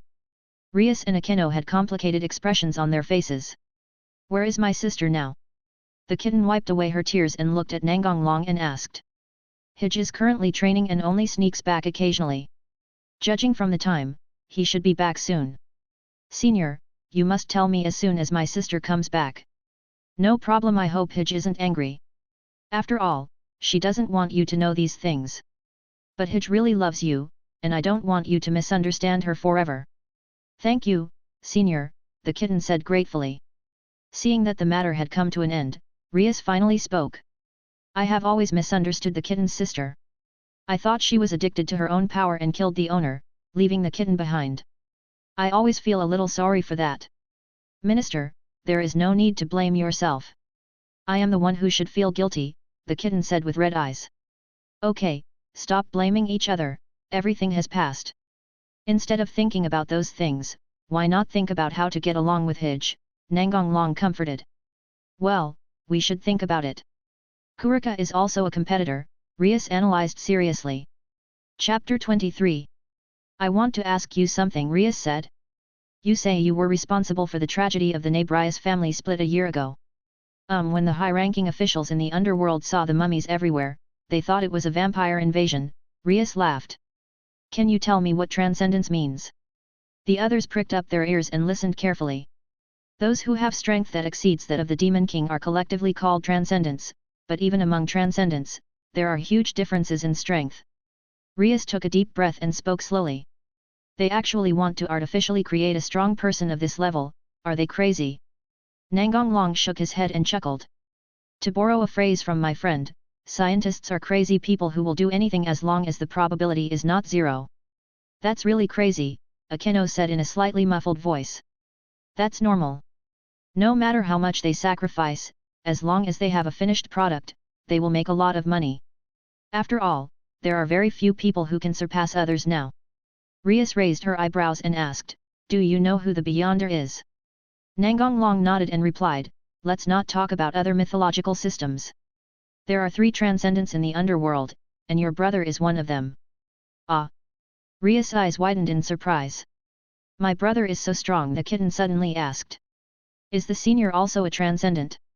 Nangong Long thought for a moment and replied, yes. Asia took it for granted. Rias and Kaiba were slightly surprised, and Akame was a little worried that she didn't know if the White Dragon King was at the same level. Being world-class and above the Demon King shouldn't be considered a lie, and they probably wouldn't believe it if I told them the truth directly. After all, they don't have that concept.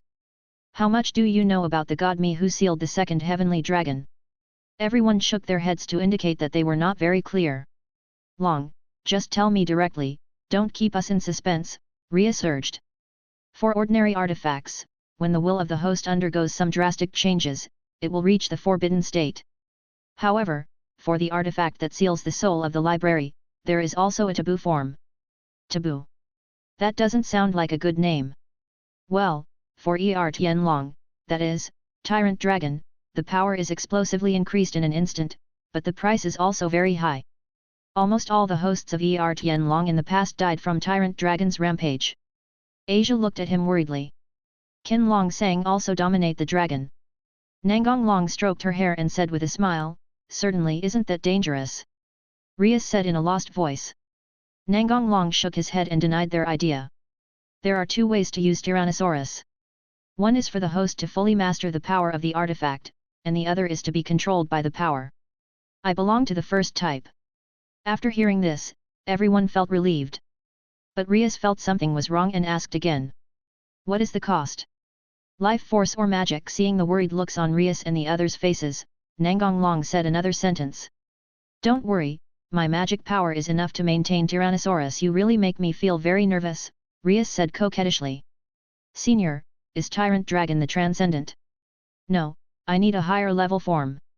Everyone looked puzzled, and Akeno was the first to ask, isn't Tyrannosaurus the limit? How could that be? The artifact will respond to the host's will. As long as the host has a strong will, it is possible to break through this limitation and achieve new possibilities. So, Kaiba, your divine weapon still has great potential for growth. Kaiba nodded thoughtfully and replied, I will try my best. Ria's eyes lit up as if she had discovered some treasure. Dragon, what is your unique form? The others also showed interest. Nangong Long reached out his hand and tapped the foreheads of the girls in front of him one by one, grinning and saying, if I don't tell you, why don't you go to training quickly? What? You just aroused my curiosity and then you just ignore it, Lia Shen pouted. The kitten covered her forehead with her hands and remained expressionless, but if you looked closely you could still see a smile in her eyes. Seniors are bad people. Asia looked at him pitifully. This feeling is like him, but how is it possible? Akeno quickly threw away her terrible thoughts. She actually felt that the Red Dragon Emperor and the White Dragon Emperor were very similar. She must be dreaming. It must be said that if she was brave enough, she would be closer to the truth. Ah, even I got beaten up. Akeno laughed, hiding her conflicted emotions. Night Rias was wearing glasses and red pajamas and sitting in the living room waiting for Nangong Long. She secretly made an appointment with him after the training. Nangong Long's eyes lit up when he saw Rias. You're here, come and sit down, Rias said, patting the seat next to her.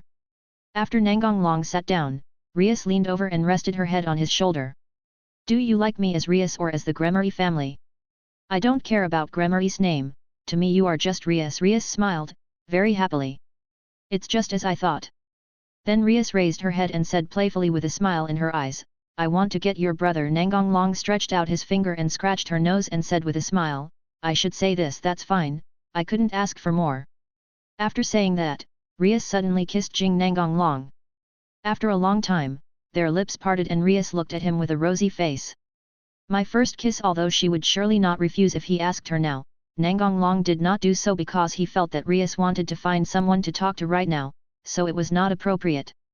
Rias leaned back on his shoulder and said, since I was a child, I have always been carrying the name of the Gremory family. Except for Akeno and the others, no one treats me as Rias. Although I am proud to be a member of the Gremory family, I still hope that there is someone who can love me as Rias instead of me in Gremory. This is a small wish of mine. Chapter 24. Now this wish has come true. I am very happy. If you weren't here, I really don't know what I would do. Although Akeno and I have the support of the divine weapon and are not weaker than Razor, we can't do anything about his immortality. Pharynx. After thinking about it, Rias decided to confess the origin of the artifact to Nangong Long. The sacred weapon that Akeno and I have was given by the White Dragon King. If you don't like it, I can stop using it, Rias said as she was about to take off the ring on her finger. Nangong Long held her hand and said with a smile, no need, just take it with you. Do you mind? It's just an item, and it's also part of your strength. Well, I'll listen to you. Rias let out all the stress that had been building up for a long time, and immediately felt a lot more relaxed. Afterwards, Nangong Long stood up and prepared to return to his room to rest. Rias, who had originally said she was going back to her room to rest, followed him all the way. Nangong Long turned around and looked at her. You. Rias blushed and whispered, can't we do it together? Well, it's not impossible, but do you really trust my self-control? Rias's face turned even redder when she heard that. No, it's okay if I don't control you. Nangong Long picked her up and prepared to go back to his room. Come to my room. After making love, Rias fell asleep tiredly in Nangong Long's arms. The next day, Rias slept in, Asia and Konako continued their training without giving it much thought, and Kaiba focused on studying his own sacred gear. Akeno was somewhat suspicious whether Rias had done something with Nangong Long. When Rias walked out of the room at noon, Akeno became more certain of her guess. Although it was not obvious, she still noticed that Rias walked a little unnaturally. Akeno walked towards Rias and said teasingly, just do it. Rias blushed and whispered, is it that obvious? It's okay. You won't notice it if you don't look carefully. Rias felt a little relieved, and then asked, what about the others? I'm practicing. I came back to prepare lunch. Let me help you. Akeno, who was preparing lunch, suddenly said. I'm a little envious of you. What's wrong? Nothing. When can I be with you? You haven't come to see me for a long time, I can't help but think. 3 days later, the competition officially started. Because of Nangong Long, the competition was not delayed until 10 days later. Razor thought that Nangong Long was not an easy target to defeat, so in order to win, he did not intend to give Rias more time to train his followers. Even these 4 days were requested by Rias's brother, otherwise Razor would have wanted to compete immediately. Mystical Research Society Sana and Shinra Tsubaki were talking to Rias and the others. This time I took the initiative to apply to be the referee for the live broadcast. The competition is taking place in a different dimension, so you can play as exaggerated as you want. Rias smiled slightly. Then I can't embarrass myself in front of you. I have to show my performance anyway. King Na smiled and walked to Nangong Long and raised her hand to help him tidy up his clothes. You've been going to the student union less often recently. Although she was smiling, the aura she exuded was somewhat terrifying. Rias stood up from the sofa and walked to Nangong Long, hugged his arms, and looked at Sana with great momentum. Long is already a member of the Mystic Research Society. King Na looked at her without showing any weakness. I'm just lending it to you temporarily. Akeno watched this scene with some amusement. At this time, Graphia appeared in the Mystic Research Club through a magic circle. Everyone, the competition is about to begin, please be ready. The two families will also watch this match from other places. In addition, the Demon King Lucifer and Mammon will also watch. Rias said in surprise, brother will watch it too, is that so? But why is the new Demon Lord Mammon here too? Mammon thought it was very interesting, so he decided to watch it with Lucifer. It's almost time, everyone please come over to the magic circle. Rias looked at Sana and smiled slightly before disappearing. I'm already one step ahead of you. Sana frowned and had a bad feeling, but she had other things to do now, so she decided not to think about it for the time being and just wait for Rias to come back and ask directly.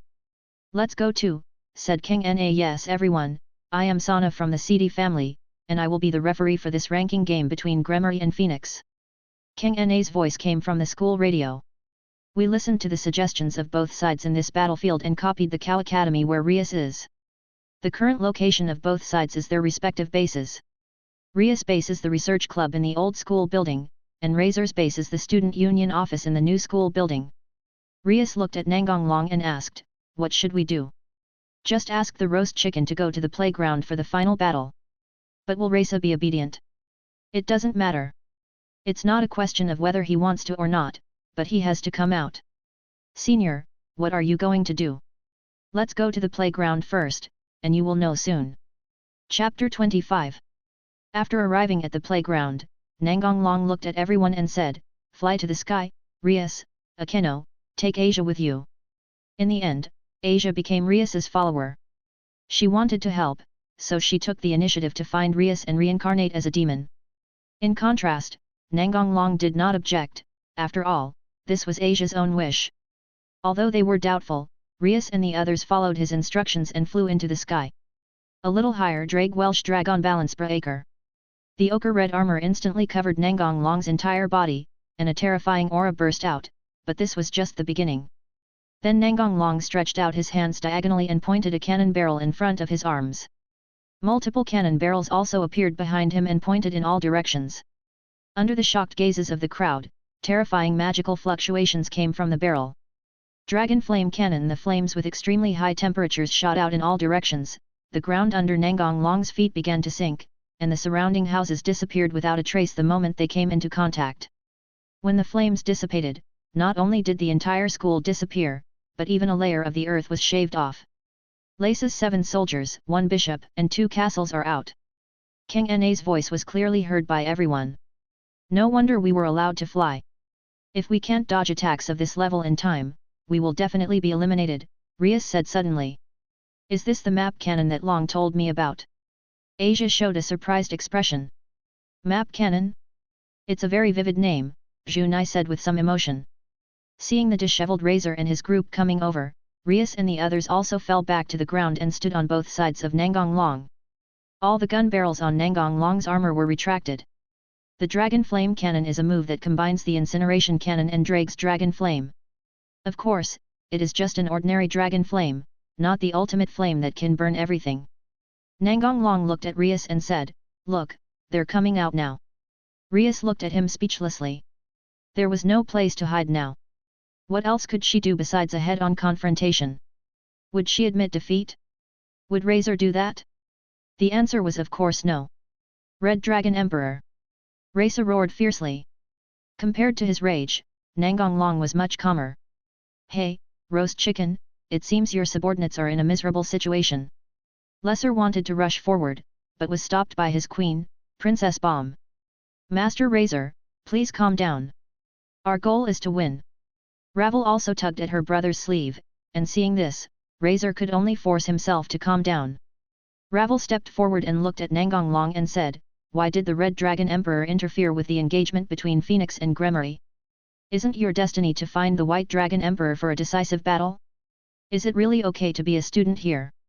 Akeno and Rias's faces suddenly changed. The last thing they wanted to talk about was this matter.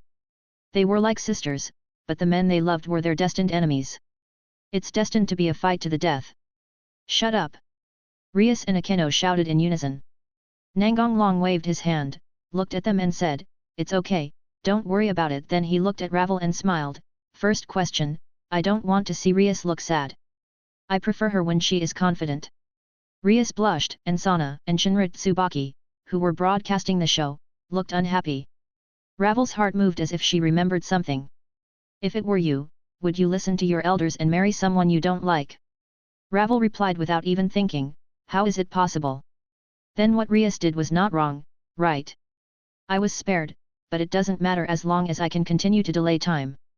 Second question, what's wrong with going to school? There are many lively and beautiful girls in school, and it's nice to look at them.